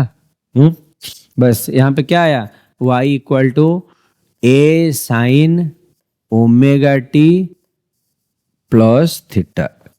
तो ये बना होगा आपका, ये बना होगा आपका नया web A sine omega T plus theta. ये बना होगा, दोनों वेब मिलने के बाद ये बना होगा आपका क्या, ये बना होगा आपका नया वेब का, ये बना होगा वो एम्पलीट्यूड, और ये वैरी कर रहा होगा एम्पलीट्यूड को। ठीक, अब एक चीज देखो, ये जो y मिला साइन ओमेगा टी, अब मुझे अगर मैं निकालूं एम्पलीट्यूड का एक्सप्रेशन a क्या होगा, a को निकालने के लिए मैं काम करता हूं, ये जो पुट किया था इसको इक्वेशन में 2 नाम दे देता हूं। हाँ, मैं करता हूं a को निकालूंगा, देखो एक चीज यहाँ पे a साइन थीटा, यहाँ पे a cos थीटा, अगर मैं दोनों को स्क्वायर कर दूं तो मुझे पता है क्या करूंगा, एक काम करो, इक्वेशन 1 प्लस 2 करो, इक्वेशन 1 प्लस 2 करो, तो एक तो 1 प्लस 2 करूंगा तो क्या करूंगा, LHS plus LHS equal to RHS plus RHS, ऐसे ही तो लिखूंगा। देखो LHS में कौन है, मान लो RHS को पहले लिख देता हूं, A cos theta plus A sine theta. हाँ, अब एक काम करता हूं, दोनों का स्क्वायर ले लेता हूं, पहले इक्वेशन को LHS का स्क्वायर, LHS का स्क्वायर, LHS का स्क्वायर इक्वल टू RHS का स्क्वायर, फिर इसको LHS का स्क्वायर, RHS का स्क्वायर। हाँ, तो क्या हो जाएगा, LHS का स्क्वायर, RHS का स्क्वायर, इसका स्क्वायर, इसका स्क्वायर। ठीक, अब ये हो जाएगा, ये क्या हो जाएगा, A square cos square theta, A square sine square theta, क्या बचा है A1 plus A2 cos phi. देखो ये एक्सप्रेशन, अब ये expression A1 plus A2 cos phi का whole square plus A2 sine phi का, A2 साइन फाई का होल स्क्वायर, यही आया होगा। हाँ, अच्छा एक चीज देखो, अगर मैं इसके स्क्वायर हटा दूं तो ये क्या हो जाएगा, A square whole into cos square theta plus sine square theta. हाँ, खोलने से स्क्वायर हो जाएंगे। ठीक, अब इसका अगर ब्रैकेट खोलते हैं तो क्या बचेगा, A1 का स्क्वायर प्लस A2 का square cos square phi plus 2A1 A2 cos phi, यही हुआ होगा। हाँ, अब इसका स्क्वायर करने से क्या होगा, A2 sine phi, A2 square sine square phi. अब एक चीज देखो, हमको पता है ट्रिगोनोमेट्री से, अब ये वैल्यू बन जाएगा 1। ठीक, तो मैं क्या लिख सकता हूँ इसको, तो इसको लिख सकता हूँ A square equal to, A square equal to, ये A1 स्क्वायर, यहाँ पे देखो A2 स्क्वायर है, यहाँ पे A2 स्क्वायर है, तो A1 का स्क्वायर प्लस A2 का स्क्वायर से cos square phi plus sine square phi ले जाऊंगा।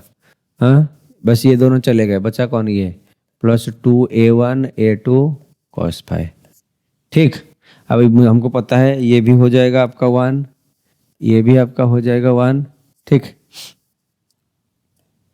तो क्या बचेगा, A equal to A1 square plus A2 का square 2A1 A2 cos phi, ये स्क्वायर, ये हमारे पास क्या आया, नेट एम्पलीट्यूड का एक्सप्रेशन। जब दो मिले, ये जो A बना कितना बना, ये बना, अगर मैं इसको अलग कर दूं तो ये क्या हो जाएगा, रूट ओवर हो जाएगा, यहाँ पे A1 का स्क्वायर प्लस A2 का स्क्वायर, तो A1 A2 cos फाई।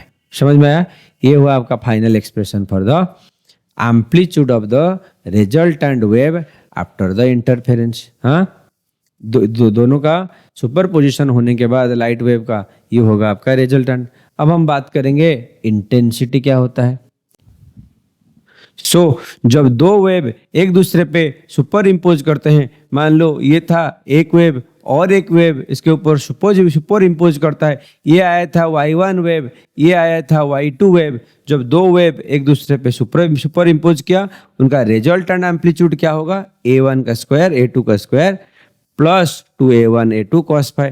एक बात बोलो, जब हम वेक्टर एडिशन कर रहे थे क्या कर रहे थे, मान लो दो वेक्टर है, ये एक वेक्टर था a, सपोज ये एक वेक्टर लिया मैं b, तो रिजल्टेंट वेक्टर क्या आएगा,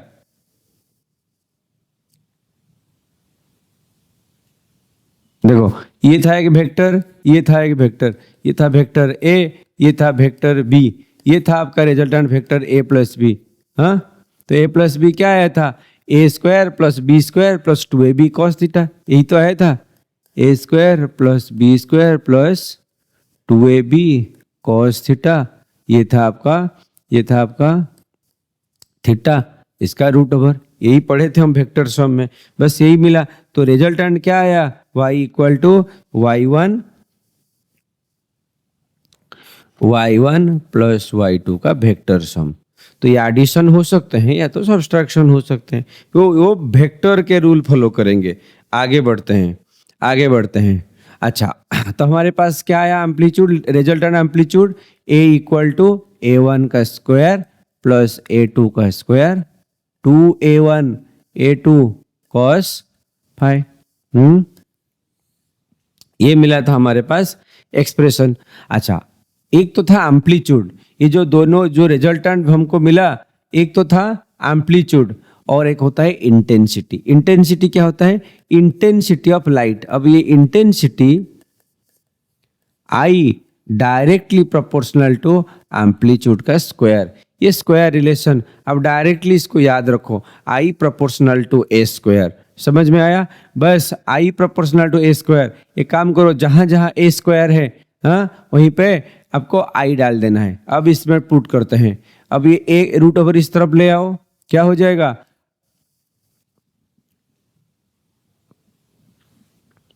ए स्क्वायर इक्वल टू a1 का स्क्वायर प्लस a2 का square 2a1 a2 cos phi. बस यहाँ पे आई पुट कर दो, रिजल्टेंट आई, हाँ, इसका square equal to i1 plus i2, i1 का स्क्वायर नहीं होगा ये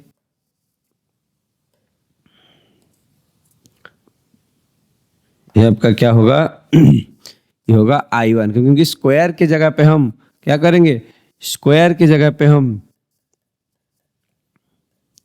ए स्क्वायर की जगह पे हम आई पुट करेंगे, i1 प्लस i2, या a1 की जगह पे क्या लिख सकता हूं, रूट i1। देखो, अगर i equal to A square तो a कितना होगा, रूट i होगा, तो इसलिए root i1 root i2 cos phi.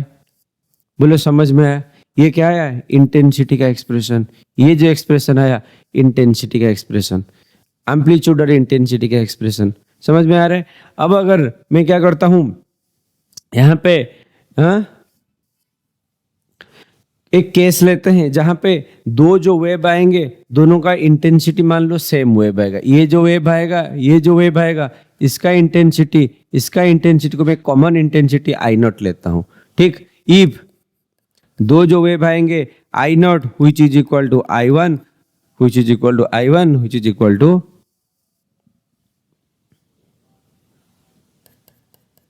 i2, बस यहाँ पे फिर से पुट करो, तो आई रिजल्टेंट क्या बन जाएगा, I not plus I not 2 root over of I not cos phi.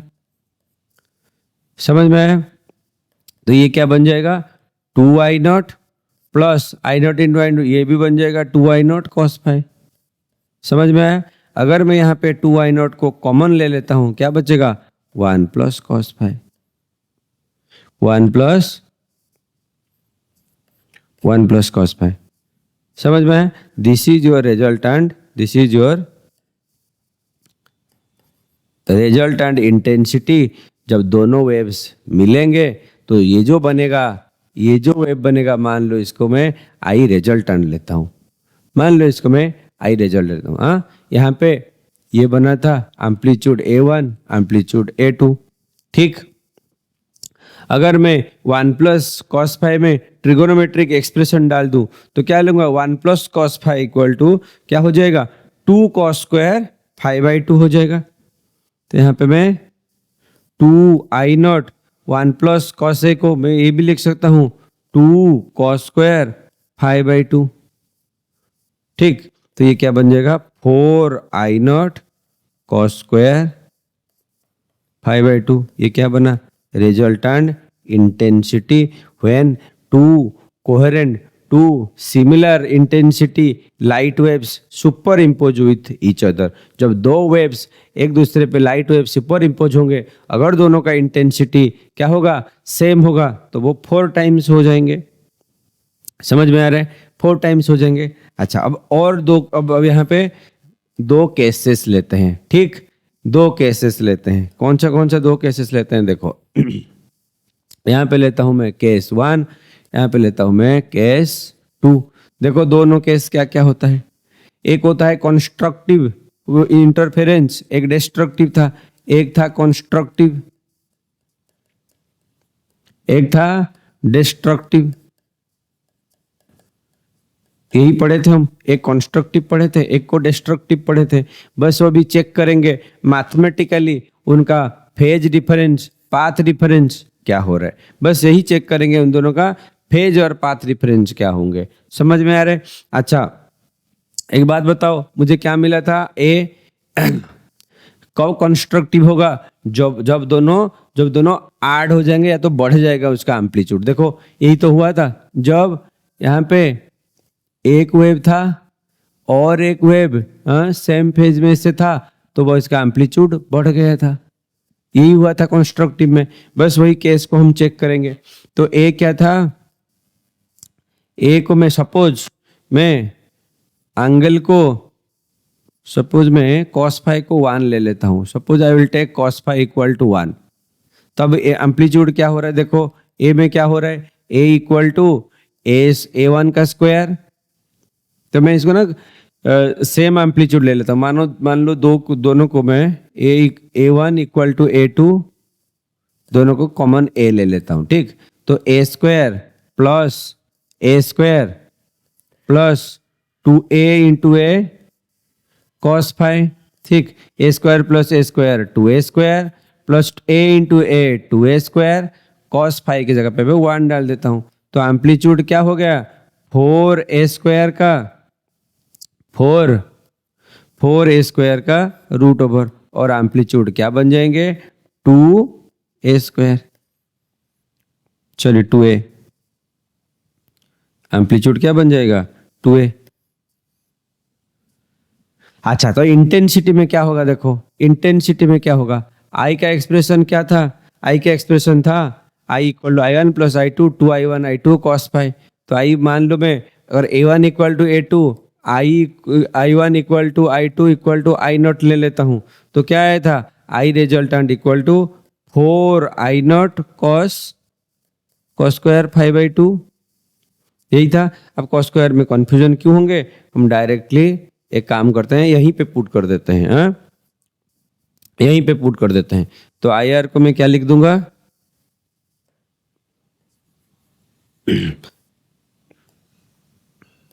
IR को मैं क्या पुट करूंगा, IR को पुट करूंगा मैं 2I0 1 plus cos five, 1 plus cos five. तो क्या आ जाएगा, which is equal to 2I0 plus 1 plus cos five क्या होगा, प्लस नहीं into 2I0 into 1 plus cos five भी होगा 1, तो 1 प्लस 1 हो जाएगा 2, तो ये हो जाएगा 4I0। तो आई रिजल्टेंट क्या हो गया, 4I0। मान लो 2 वेव्स बन रहे हैं, मान लो 2 वेव्स सिमिलर वेव्स आ रहे हैं, जो जहाँ पे इंटेंसिटी सेम होगा, जहाँ पे सेम इंटेंसिटी का 2 लाइट वेव्स आ रहे, अगर एक दूसरे को सुपर इम्पोज करेंगे तो उनका रिजल्टेंट क्या हो जाएगा, 4 टाइम्स हो जाएगा, 4 टाइम्स हो जाएगा। समझ में आ रहा है। फिर एम्पलीट्यूड 2 टाइम्स हो जाता है। मान लो 2 वेव आया, इसका जितना एम्पलीट्यूड और एक उतना एम्पलीट्यूड का वेव आया, तो ये जो एम्पलीट्यूड बनेंगे, ये 2 टाइम्स का एम्पलीट्यूड हो जाएगा। मान लो ये था ए एम्पलीट्यूड, ये हो जाएगा 2 times the A amplitude. Amplitude हो जाएगा 2 टाइम्स, इंटेंसिटी हो जाएगा 4 टाइम्स, इंटेंसिटी हो जाएगा 4 टाइम्स, एम्पलीट्यूड हो जाएगा 2 टाइम्स। यही है एक्सप्रेशन, समझ में आया? अच्छा एक बात बताओ, तो फाई कब 1 हो सकता है? कॉस फाई कब हम 1 बोलेंगे? बाकी बात बताओ, कॉस फाई को हम 1 कब बोलेंगे? जब एंगल विल बी, फेज क्या हो सकता है? Phase means angle, phase means angle, याद रखो, फेज मीन्स एंगल। कौन से फेज में कॉस फाई 1 होगा? बताओ, जब 0 होगा, जब एंगल होगा 0 तब हो सकता है कॉस फाई इक्वल टू 1। समझ में आ रहा है? और कौन से एंगल पे होगा? 2 पाई पे होगा 1। और कौन से में होगा? 2 पाई, 4 पाई में होगा, up to dot dot 2n पाई। हाँ, ये होगा आपका फेज डिफरेंस, जहां पे कंस्ट्रक्टिव वेब, कंस्ट्रक्टिव इंटरफेरेंस बनाएंगे। तो ये था मैथमेटिकल एक्सप्रेशन, ये कंस्ट्रक्टिव बनाने के लिए। अब बताओ डिस्ट्रक्टिव के केस में होगा, बस वही चीज में लेता हूँ, वही चीज में ए ले लेता हूँ, common amplitude A1 equal to A2 को मैं कॉमन एम्पलीट्यूड ले लेता हूँ। यहाँ पे इंटेंसिटी को मैं I0 ले लेता हूँ। I1 equal to I2 equal to I0 ले लेता हूँ। अब देखो यहाँ पे पुट करते हैं। अच्छा और एक बात बताओ, कॉस फाई को मैं क्या लूंगा? कॉस फाई को मैं -1 ले लेता हूँ। अब पूछोगे sir why you are taking cos phi -1? जहां पे वो कैंसल आउट हो जाएंगे इसलिए मैं माइनस लेता हूं, जहां पे वो डिस्ट्रक्शन होंगे। देखो डिस्ट्रक्शन कैसे होगा? सपोज 2 वेव्स आ रहे हैं, उसकी इंटेंसिटी क्या होगा? आई इक्वल टू क्या आया था? आई इक्वल टू क्या आया था आपको? 2I0 1 प्लस कॉस फाई, यही था। सो ये हो जाएगा 2I0 1, ये हो जाएगा -1, 1 - 1 क्या हो जाएगा? इंटू 0 हो जाएगा, तो इंटेंसिटी हो जाएगा 0, ये बन जाएगा डार्क। इंटेंसिटी हो जाएगा 0 तो यहाँ पे बन जाएंगे डार्क, जहाँ पे होगा डिस्ट्रक्टिव वहाँ पे डार्क बनेंगे, डार्क इंटरफेरेंस। अच्छा ये तो था रिजल्टेंट इंटेंसिटी। एम्पलीट्यूड में क्या हो रहा है? देखो एम्पलीट्यूड का क्या एक्सप्रेशन मिला था? A1 plus A2 means A² plus 2A into A cos phi की जगह पे -1 पुट कर दो, कॉस फाई की जगह पे 2A इंटू A -1, तो क्या हो जाएगा? A² प्लस A², 2A², ये A इंटू A माइनस है तो -2A², A² कैंसिल हो जाएंगे, बन जाएगा 0। तो अगर देखो यहाँ पे क्या मिला, मान लो मैं 2 वेव्स लेता हूँ, 2 वेव लेता हूँ, एक इसका एम्पलीट्यूड और एक वेव है उसका भी एम्पलीट्यूड सेम है, ठीक, 2 एम्पलीट्यूड लिया हूँ, दोनों का एम्पलीट्यूड सेम है, इंटेंसिटी भी सेम है, तो क्या हो जाएंगे? कैंसल आउट हो जाएंगे, 0, resultant will be 0, cancel out, intensity भी 0, एम्पलीट्यूड भी 0। तो ये एक्चुअली क्या हो रहा है? वेक्टर सम हो रहा है। तो y equal to A1 plus A2। Destruction में क्या हो रहा है? y equal to A1 minus A2। This is your interference mathematically we have discussed. थोड़ा फिर से देख लो, जो भी हम डिस्कशन किए थे, डिस्ट्रक्टिव इंटरफेरेंस, कंस्ट्रक्टिव इंटरफेरेंस में 2 वेव्स मिल रहे हैं, कौन से कंडीशन में वो कंस्ट्रक्टिव बनेंगे, कौन से कंडीशन में वो डिस्ट्रक्टिव बनेंगे, यही हम डिस्कशन कर रहे थे, जो हम फिजिकली डिस्कशन किए। और ये mathematically also we have derived when 2 waves superimpose with each other, what we get? The amplitude will be 2 times, whereas intensity will be 4 times if the intensity will be same. और destructive case में जहाँ पे dark बनेंगे, जहाँ पे dark interference होंगे, तो वहाँ पे क्या हो जाएगा? वहाँ पे 0 हो जाएंगे, लाइट इंटेंसिटी पूरा 0 होगा, जिसकी वजह से वो डार्क दिखाई देगा। बस इसी को आगे लेते हुए हम थोड़ा समझते हैं लाइट सोर्स क्या होता है। जहां से लाइट आते हैं उसको सोर्स कहते हैं। अब ये जो सोर्स होता है, सोर्स को 2 प्रकार का हम बोलते हैं, एक coherent source and incoherent source. Coherent source क्या कहेंगे? अब हमारे पास 2 लाइट वेव आ रहे थे, यहां से लाइट वेव, यहां पे लाइट वेव आ रहे थे, ठीक। अगर 2 sources emit the waves same frequency with a constant phase difference, अगर इन दोनों का जो भी 2 वेव्स आएंगे 3 वेव्स आएंगे, जितने भी वेव्स आएंगे, अगर उनका इंटरफेरेंस क्या हो रहा है, सेम फ्रीक्वेंसी, जीरो और कांस्टेंट फ्रीक्वेंसी, यही रहना चाहिए। सेम फ्रीक्वेंसी, जीरो और कांस्टेंट योर फेज डिफरेंस, मतलब एंगल जीरो या तो कांस्टेंट होना चाहिए। समझ में आ रहा है? उसको ही कहेंगे हम कोहेरेंट सोर्स। इनकोहेरेंट सोर्स किसको कहेंगे? इनकोहेरेंट सोर्स कहेंगे। किसको कहेंगे? अगर ये नहीं हो रहा है, अगर ना तो उन दोनों का फ्रीक्वेंसी और आपका यहाँ पे फेज डिफरेंस कांस्टेंट है, तो उसको क्या कहेंगे? इनकोहेरेंट सोर्स कहेंगे। और एक चीज आपको याद रख लो, अगर 2 लाइट है, कभी भी वो सेम तो कोहेरेंट सोर्स हो ही नहीं सकते। मान लो यहां से एक बल्ब जल रहा है, यहां से एक बल्ब जल रहा है, अगर ये लाइट्स दे रहा है और ये भी लाइट्स दे रहा है, कभी ये दोनों का सेम, या तो वो दोनों कोहेरेंट सोर्स नहीं कहलाएंगे। 2 सोर्स कभी भी कोहेरेंट नहीं हो सकते। 2 different waves source can not B coherent. अच्छा, तो हमको आगे क्या होता है, योंग्स एक डबल स्लिट एक्सपेरिमेंट करते हैं। योंग्स क्या करते हैं? एक डबल स्लिट एक्सपेरिमेंट करते हैं, जहां पे वो 2 सेम आपका या तो कांस्टेंट फेज डिफरेंस और सेम फ्रीक्वेंसी वाले 2 लाइट वेव को लाते हैं और एक दूसरे पे सुपर इम्पोज करते हैं, जहां पे एक इंटरेस्टिंग फेनोमेनन दिखाई दिया, जिसको हम नाम दिए इंटरफेरेंस। जिसको हम नाम क्या दिए? इंटरफेरेंस। अब इंटरफेरेंस क्या हुआ? ये जो लाइट का पैटर्न बनता गया, कभी ब्राइट बना तो कभी डार्क, कभी ब्राइट बना तो कभी डार्क, फिर ब्राइट कभी डार्क, ये जो सीक्वेंस हमारे पास बना, बस इसी को ही इंटरफेरेंस कहते हैं। जब 2 सेम इंटेंसिटी वाले लाइट या तो सेम कोहेरेंट सोर्स से आने वाले लाइट सुपर इम्पोज करते हैं, तो वो ऐसे पैटर्न दिखाई देंगे लाइट में, कभी डार्क कभी ब्राइट। ये एकदम सारा सीक्वेंस में सजाते हुए दिखाई देगा। बड़ा इंटरेस्टिंग का फेनोमेना, इसको इंटरफेरेंस नाम दिया। समझ में आया? अब देखते हैं योंग्स ने कैसे उसको इंटरफेरेंस को सामने लाए, कैसे वो प्रूव कराए कि हाँ लाइट एज वेव। अब जो लाइट रिफ्लेक्शन तो हो गया, रिफ्रैक्शन तो हो गया, और ये लाइट एज वेव को प्रूव करने के लिए योंग्स ने एक एक्सपेरिमेंट किए, जहां पे कन्फर्म हुआ कि हाँ लाइट बिहेव एज वेव। देखो वो कैसे किए। अच्छा, हमको तो पता है कभी 2 सोर्स से आने वाले लाइट कोहेरेंट हो ही नहीं सकते, क्योंकि कोहेरेंट होने के लिए क्या होना पड़ेगा? कोहेरेंट सोर्स होने के लिए उनका path difference, phase difference constant होना चाहिए, या तो 0 होना चाहिए, इसके साथ फ्रीक्वेंसी सेम होना चाहिए।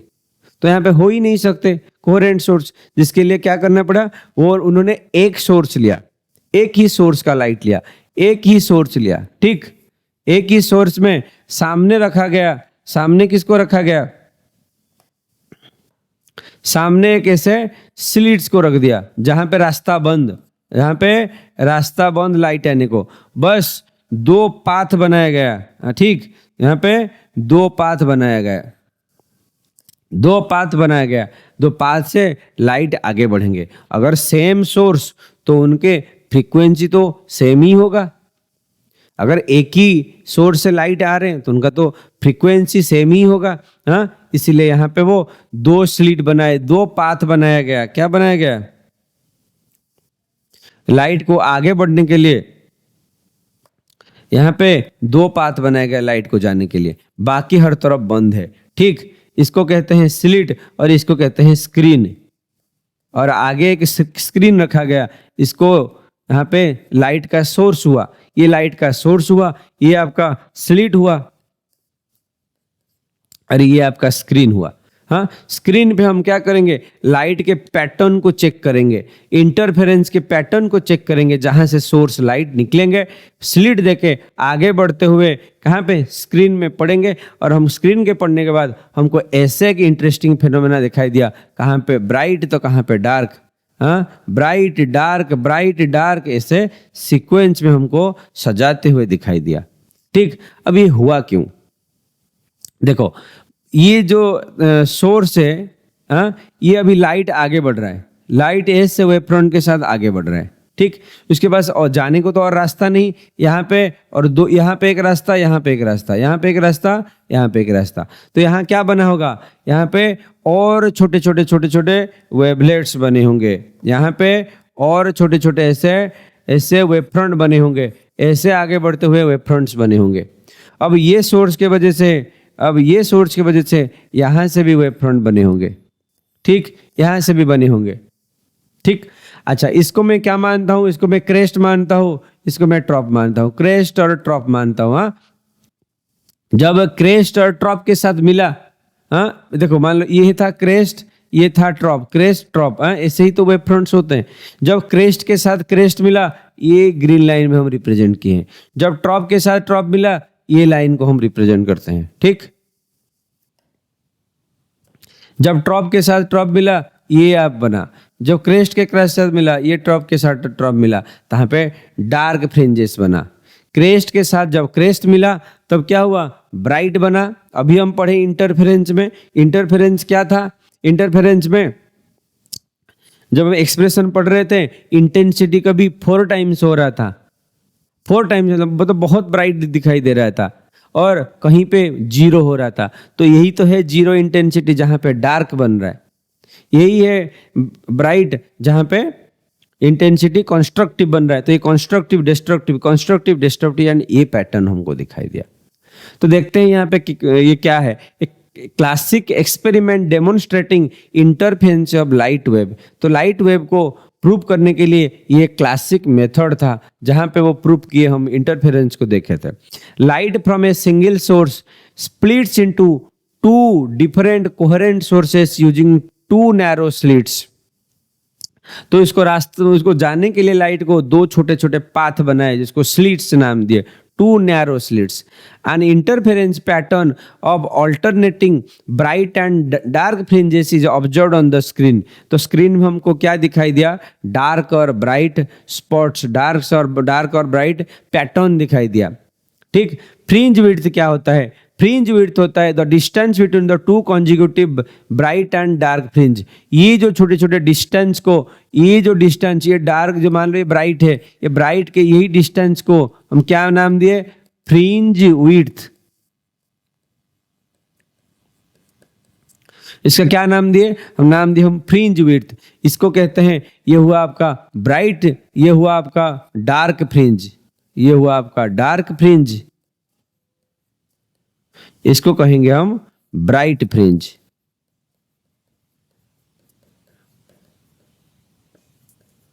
एक इसको कहेंगे डार्क फ्रिंज और एक कहेंगे ब्राइट फ्रिंज।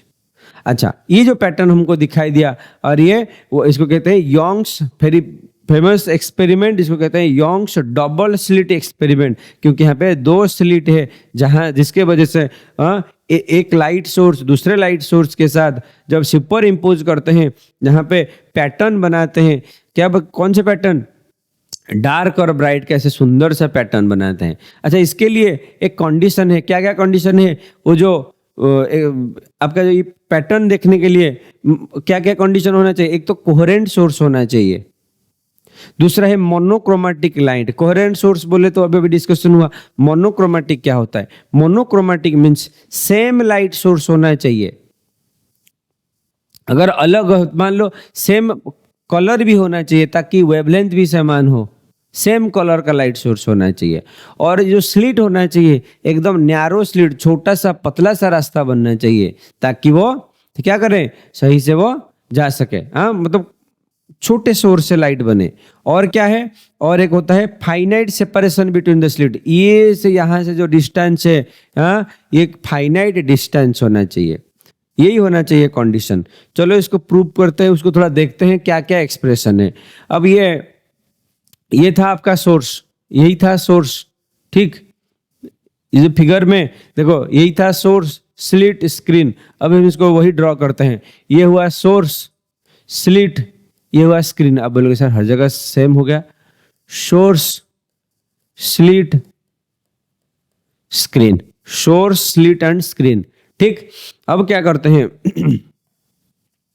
सपोज यहां से लाइट वेव आए होंगे, ये पाथ से मैं कोई भी पॉइंट इसको P नाम देता हूं, कोई भी एक पॉइंट लेते हैं, इसको मैं क्या करता हूं, P नाम देता हूं। तो यहाँ पे क्या बने होंगे, यहाँ पे ऐसे पैटर्न बने होंगे, ठीक। और ऐसे वेव बना होगा, हाँ, सेम साइज का ऐसे ही वेब बना होगा, ऐसे पैटर्न का वेब बना होगा। ठीक, यहाँ पे कहीं डार्क ब्राइट ऐसे बनेगा। सपोज सपोज इसको मैं नाम लेता हूं एम एन नाम देता हूं। ठीक, ये हुआ एमपी, ये हुआ एनपी। एक चीज बताओ, ये जब पाथ ये जब यहां तक आया होगा, ये यहां से ऐसे आया होगा, दो लाइट सोर्स ये आके यहां तक पहुंचा होगा, ये आके यहां तक पहुंचा होगा। हम यहाँ पे क्या एक्सप्रेशन निकालने वाले हैं? हम यहाँ पे ये फ्रिंज विड्थ निकालेंगे, फ्रिंज विड्थ डिवाइड निकालेंगे, जिसको नाम देंगे हम बीटा। फ्रिंज विड्थ निकालेंगे बीटा। अब ये फ्रिंज विड्थ भी दोनों का अलग हो सकता है, सेम हो सकता है। देखो क्या होगा, इसको एक होगा ब्राइट फ्रिंज विड्थ, एक होगा डार्क फ्रिंज विड्थ। ठीक, अब हम डिराइव करेंगे fringe width, bright fringe width and the dark fringe width. ये जो फ्रिंज बन रहे उनका बीटा क्या होगा, बस यही एक्सप्रेशन को हम निकालने वाले हैं।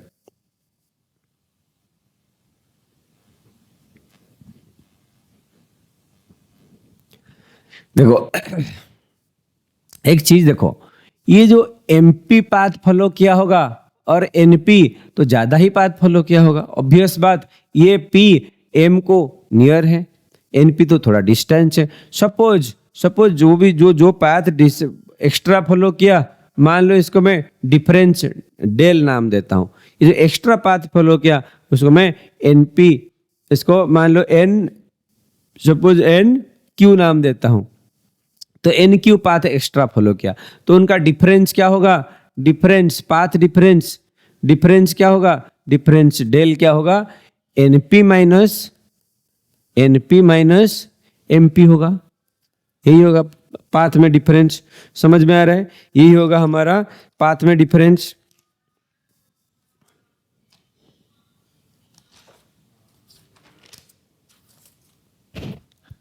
अच्छा एक चीज देखो, ये है मान लो आपका angle theta from triangle M N Q. ये ट्रायंगल को देखो M N Q, sine theta क्या होगा?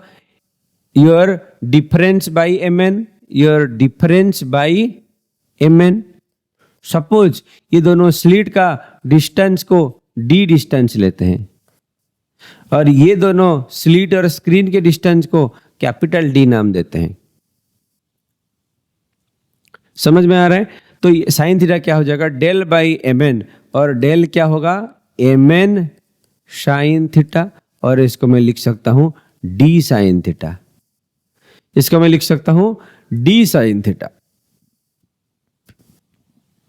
समझ में आ रहा है? अच्छा सपोज ये इसके साथ मान लो मैं यहां से एक पॉइंट को लेता हूं, ये भी यहां पहुंचा होगा, यहां से भी ये जो पाथ होगा, सपोज इसको मैं एक्स नाम देता हूं। ये जो डिस्टेंस को मैं अपने सेंट्रल ब्राइट से सेंट्रल मैक्सिमा से कि कितना डिस्टेंस में, मान लो एक्स डिस्टेंस है, ये होगा सेंट्रल, क्योंकि यहां से तो सारा सूत्र देखो। मान लो ये था मिड पॉइंट, ये दोनों का मिड पॉइंट था, ये मान लो ये था सेंट्रल। ठीक, ये सेंटर से मान लो एक्स डिस्टेंस है, सेंट्रल से वो एक्स डिस्टेंस है। समझ में आ रहा है? अच्छा अब एक बात बताओ, ये भी तो थीटा एंगल से होंगे, ये जो वेव जा रहे होंगे वो भी तो थीटा एंगल से होंगे। तो थीटा कितना होगा? मान लो मैं इसको टैन थीटा नाम लेता हूं। टैन थीटा क्या हो जाएगा? In the triangle this, suppose इसका नाम ओ पी, सपोज इसको एल ना देता हूं, ओ पी एल। तो टैन थीटा क्या हो जाएगा? टैन थीटा हो जाएगा एक्स बाई डी, और मैं थीटा को एक्स बाई डी नाम दे सकता हूं। ठीक, for the small angle we know tan theta equal to theta. अब अगर यहाँ पे मैं पुट करता हूं तो मेरे पास क्या मिला था? Del equal to D sine theta, और थीटा को भी मैं लिख सकता हूं डेल बाई, क्या लिख सकता हूं? एम एन क्या था? एम एन था वो डी। ठीक, थीटा को मैं ऐसे भी नाम दे सकता हूं डेल बाई डी। अगर मैं पुट करता हूं del by D which is equal to X by capital D, तो हमारे पास डेल क्या आएगा, क्या आएगा difference, X into small D by capital D. ये हमारे पास आएगा पाथ में डिफरेंस। एनपी और एमपी ये दोनों का पाथ डिफरेंस हमारे पास डेल आ जाएगा X D, X small D upon D. Clear, समझ में आ रहा है। अब मेरे पास दो केस है, क्या है दोनों केस, हो सकता है वो कंस्ट्रक्टिव बने या तो डिस्ट्रक्टिव बने। कंस्ट्रक्टिव बनने के लिए डेल का एक्सप्रेशन क्या था, पाथ डिफरेंस के लिए मेरे पास दो केस है, एक होगा एन लैम्बडा और एक होगा 2n-1 लैम्बडा बाई 2। जहां पे ये था कंस्ट्रक्टिव का केस, जहां पे ब्राइट बन रहे होंगे, ये होगा डिस्ट्रक्टिव का केस जहां पे डार्क बन रहे होंगे। एक कंस्ट्रक्टिव का केस, एक डिस्ट्रक्टिव के केस। कंस्ट्रक्टिव में क्या होगा, path difference n lambda, destructive में 2n- लैम्बडा बाई 2 होगा। बस ये किसका वैल्यू है, ये एक्चुअली x का वैल्यू है। ठीक, x का वैल्यू। तो आपका फ्रिंज विड्थ, आपका डेल क्या बनेगा, डेल बनेगा n lambda D by, sorry x अलग हो गया,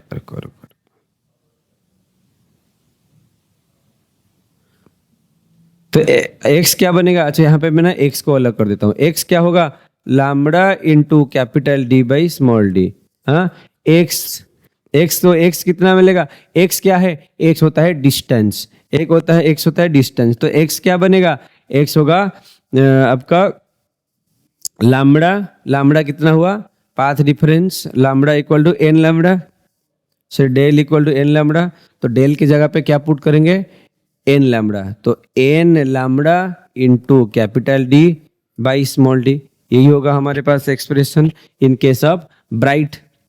तो डार्क क्या बना होगा, डार्क के लिए क्या, मान लो इसको मैं x लेता हूँ, इसको मान लो मैं x डैश ले लेता हूँ डार्क को। ठीक, डार्क को मैं x डैश ले लेता हूँ, तो क्या बनेगा 2n-1 into capital D by 2d। ठीक, लैम्बडा भी रह गया, 2n-1 d into lambda by 2d। यही बनेगा expression in case of destructive. ये हमारे पास क्या आया, पाथ डिफरेंस। पर हमको चाहिए क्या, हमको चाहिए फ्रिंज विड्थ,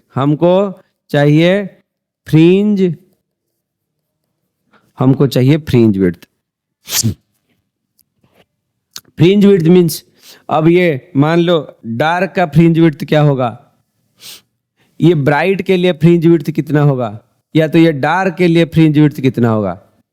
एक बात बताओ, ये दोनों को अगर मैं निकालूं, सपोज ये जो पॉइंट में लेता हूं, सपोज मान लो ये जो पॉइंट में पी लेता हूं वो डार्क हो सकता है या तो ब्राइट हो सकता है। सपोज इसको मैं लेता हूं ब्राइट, अगर इसको ब्राइट लूंगा तो उससे ऊपर होगा डार्क, इसके नीचे भी होगा डार्क।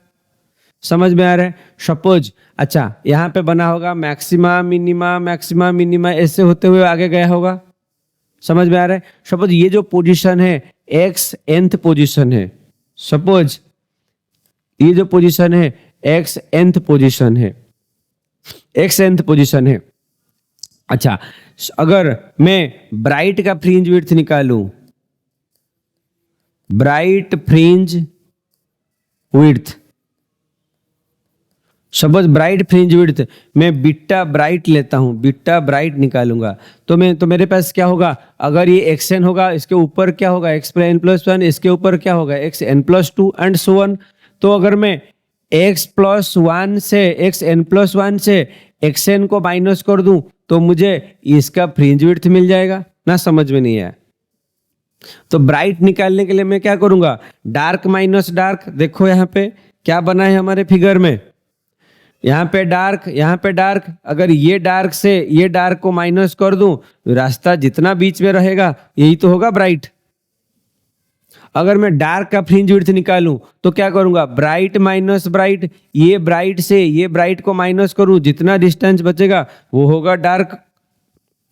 देखो, अगर मैं क्या करूँ, दो चीज करूँ, एक तो ब्राइट फ्रिंज विड्थ निकालूं और एक डार्क फ्रिंज विड्थ निकालूं।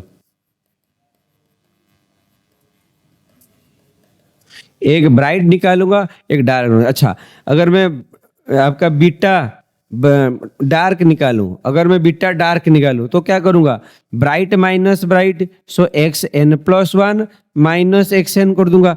अगर मैं बीटा ब्राइट निकालूं तो क्या करूंगा, एक्स एन प्लस वन का डैश, डैश मीन मतलब, डैश मतलब डार्क के लिए मैं डैश लेता हूं, ब्राइट के लिए खाली एक्स एन लेता हूं। तो X N plus one minus X N, तो अगर डार्क से डार्क माइनस करूंगा, अगर देखो ऐसे बना होगा ब्राइट फिर डार्क फिर डार्क। अच्छा, अगर मैं ब्राइट से ब्राइट को माइनस कर दूं तो डार्क का विड्थ मिल जाएगा ना, समझ में रहे हैं? तो इसलिए X N plus one minus X N. अच्छा, मुझे एक बात बताओ, ब्राइट माइनस ब्राइट ब्राइट तो क्या होगा, एक्स के जगह पे एन के जगह पे N plus one lambda D upon D minus N lambda D upon D. तो एक्सप्रेशन क्या बन के आएगा, तो एक्सप्रेशन क्या बन के आएगा। अच्छा, लैम्बडा डी अपन डी को कॉमन ले जाओ, lambda D upon D common लेने से क्या होगा, N plus one minus one. ठीक, sorry, N plus one minus N, तो plus N minus N cancel हो जाएगा, तो हमारे पास बीटा डार्क क्या आया, lambda capital D upon D. This is our final expression, this is our final expression, beta dark आया लैम्बडा डी अपन डी। समझ में आया? अच्छा, अगर हम निकालते हैं, ये था आपका डार्क के लिए, ब्राइट से ब्राइट माइनस करके मैं डार्क फ्रिंज विड्थ निकाला। अब ब्राइट को अगर निकालूं, बस बस वहीं पे पुट करता हूं मैं, two N minus one, two N minus one D lambda by two D, यही एक्सप्रेशन था। बस एन के जगह पे मुझे क्या पुट करना है, टू एन, एन के जगह पे मुझे क्या पुट करना है, मुझे एन के जगह पे क्या पुट करना है, एन प्लस वन पुट करना है। समझ में आ रहा है?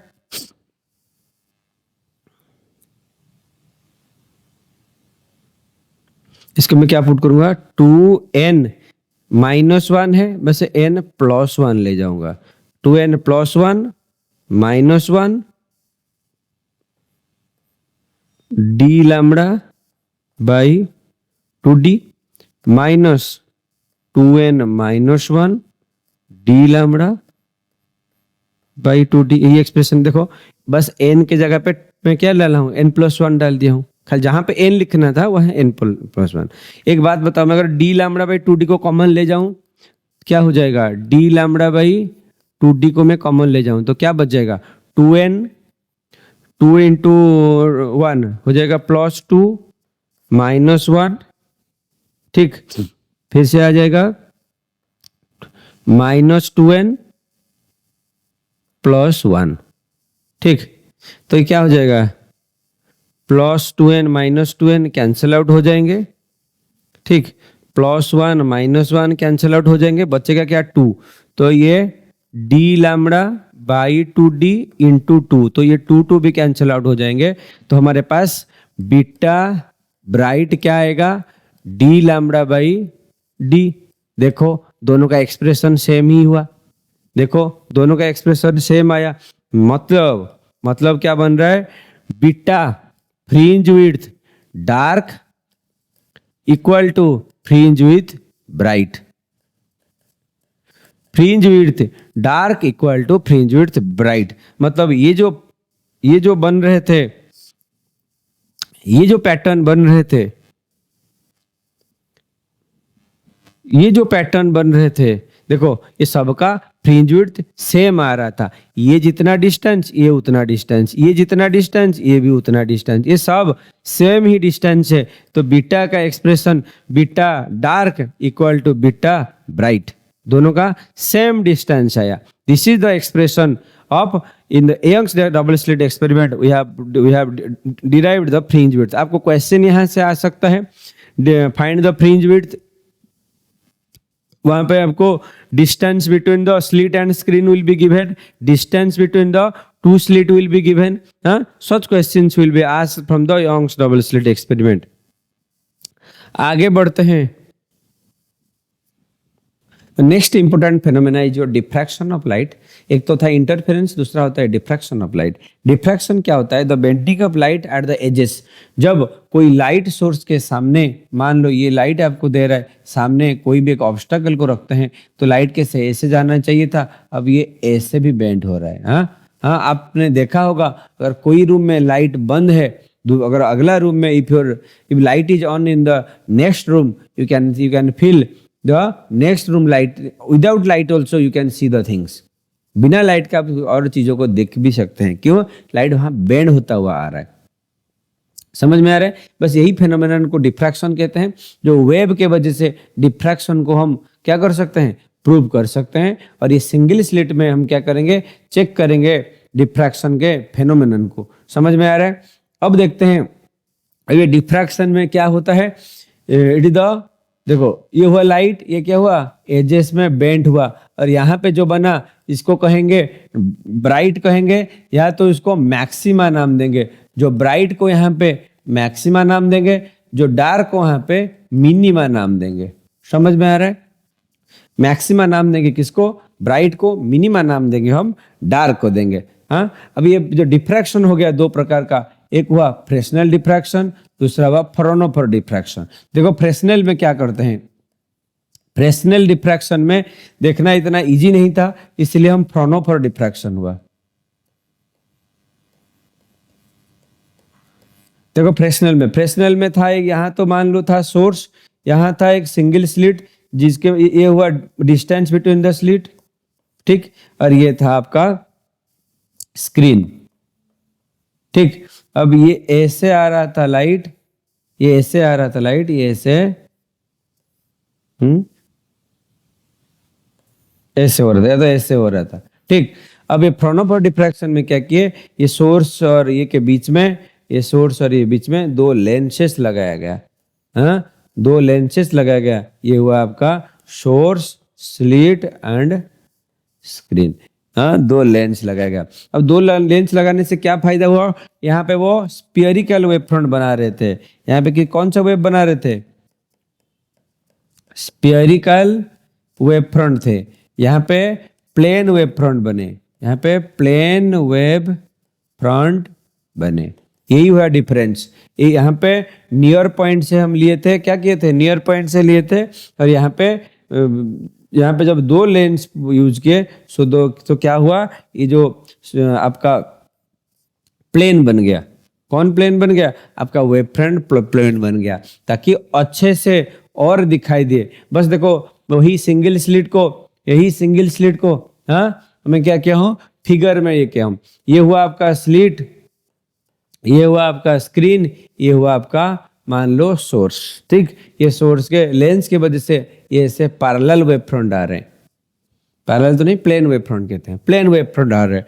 सपोज ये ऐसे जा रहे होंगे, ऐसे जा रहे होंगे, हर तरफ जा रहे होंगे। सपोज मैं कोई भी पॉइंट को पी लेता हूं, हाँ, अच्छा, वो अपने पाथ से कितने एंगल बना रहे हैं, सपोज वो थीटा एंगल बना रहे हैं, ठीक। अब ये जो एंगल होगा इसको कहेंगे हम एंगुलर विड्थ, ठीक। अब ये सिंगल स्लिट के वजह से कैसे बन रहा होगा, देखो ये एक बड़ा सा एरिया में क्या हो जाएगा, ब्राइट एरिया हो जाएगा, बड़ा सा एरिया ब्राइट हो जाएगा, फिर छोटा सा एरिया वो डार्क रहेगा, ठीक। फिर बड़ा सा एरिया होगा आपका ब्राइट, यहाँ पे भी ऐसे बड़ा सा एरिया होगा ब्राइट, फिर होगा और ये और छोटा होगा, ऐसे होते हुए ये छोटा होता जाएगा।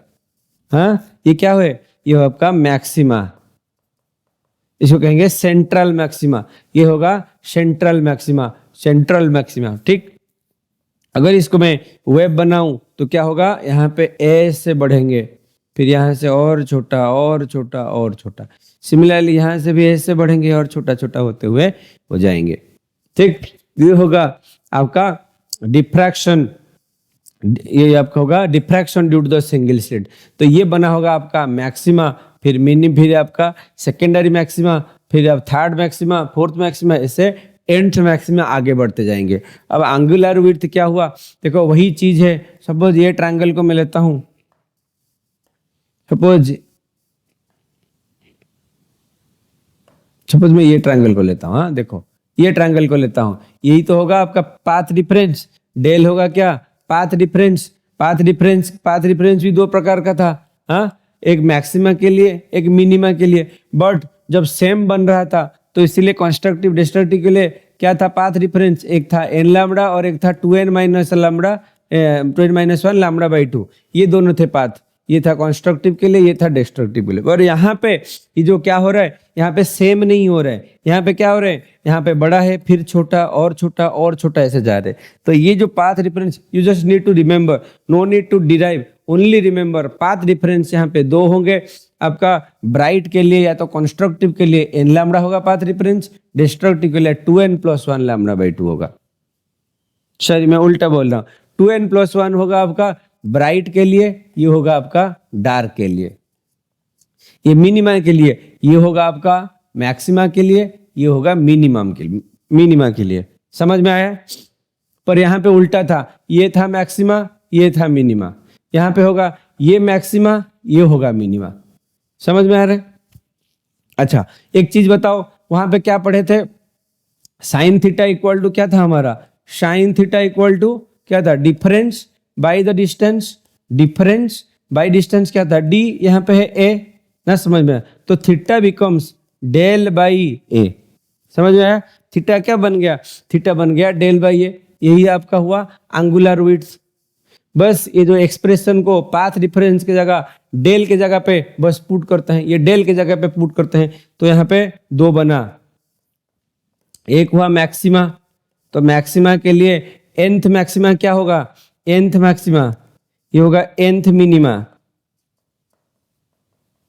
बस पुट करो डेल के जगह पे 2n plus 1 lambda by 2 put करो, तो थीटा क्या होगा, डेल की जगह पे 2n plus 1 lambda divide by 2 into A, ये बन जाएगा आपका nth मैक्सिमा। तो nth मिनिमा क्या हो जाएगा, तो हो जाएगा डेल की जगह पे बस पुट करो n lambda divide by n lambda by A, ये हो जाएगा आपका मिनिमा, nth मिनिमा। समझ में आया? ये था आपका total expression for the single slit. आपको बस तीन चीजें याद रखना है, एक तो एंगुलर विड्थ ये बन जाएगा, अगर nth मैक्सिमा या तो nth मिनिमा निकालना है बस डेल के जगह पे ये एक्सप्रेशन को याद रखो, for minima n lambda, for maxima 2n plus 1। तो इसीलिए बस डेल के जगह पे मैं इसको पुट कर दिया, ये डेल के जगह पे इसको पुट कर दिया, तो मैं जो भी मिला मुझे लीनियर विड्थ। आपको एग्जाम में क्वेश्चन कैसे आ सकता है, n will be given, question can ask nth maxima क्या होगा, nth मिनिमा क्या होगा, फोर्थ मैक्सिमा, फिफ्थ मिनिमा, ऐसे क्वेश्चंस आ सकते हैं। With this your complete chapter we have already chapter completed। और कुछ पॉइंट्स को बस याद रखेंगे। Wave optics explain the phenomenon of interference, diffraction, polarization which can not be explain by ray optics, जो रे ऑप्टिक्स में समझाना पॉसिबल ही नहीं था। आपका इंटरफेरेंस जो विड्थ थी, जो आपका फ्रिंजेस कैसे हम दिखाएंगे हाँ रे ऑप्टिक्स में, वो तो पॉसिबल ही नहीं था। तो इसीलिए लाइट को हम वेव कंसिडर किए। The superposition principle states that net displacement at any point due to several waves is a vector sum. तो यहाँ पे जो वेव्स होंगे नॉर्मल एडिशन नहीं होंगे, वो क्या होंगे, वेक्टर सम होंगे। ठीक, अच्छा नेक्स्ट क्या होता है, the intensity of light at a point on the screen, the Young's double slit experiment is proportional to the square of the amplitude। जो हम रिलेशन में पढ़े, A इक्वल टू क्या हुआ था, I equal to your I proportional to A square. हम यहाँ पे क्या बना था, वेव ऑप्टिक्स की वजह से हम इंटरफेरेंस, डिफ्रैक्शन और पोलराइजेशन, जो अभी तो है नहीं सिलेबस में, इसको हम प्रूव कर पाए। सुपरपोजिशन प्रिंसिपल की वजह से नेट डिस्प्लेसमेंट कहाँ क्या हुआ, y equal to y1 plus y2 हुआ, that to be in vector sum, that to be vector sum. और diffraction grating are used to disperse light into its constituent colours. तो diffraction कैसे होगा, different colours के लिए different भी हो सकता है। यही था आपका complete chapter from the wave optics. तो इससे क्वेश्चंस करो, I will share you the note, you do join with us. Also you can find these notes from our Telegram channel. You can find in the description box. Thank you.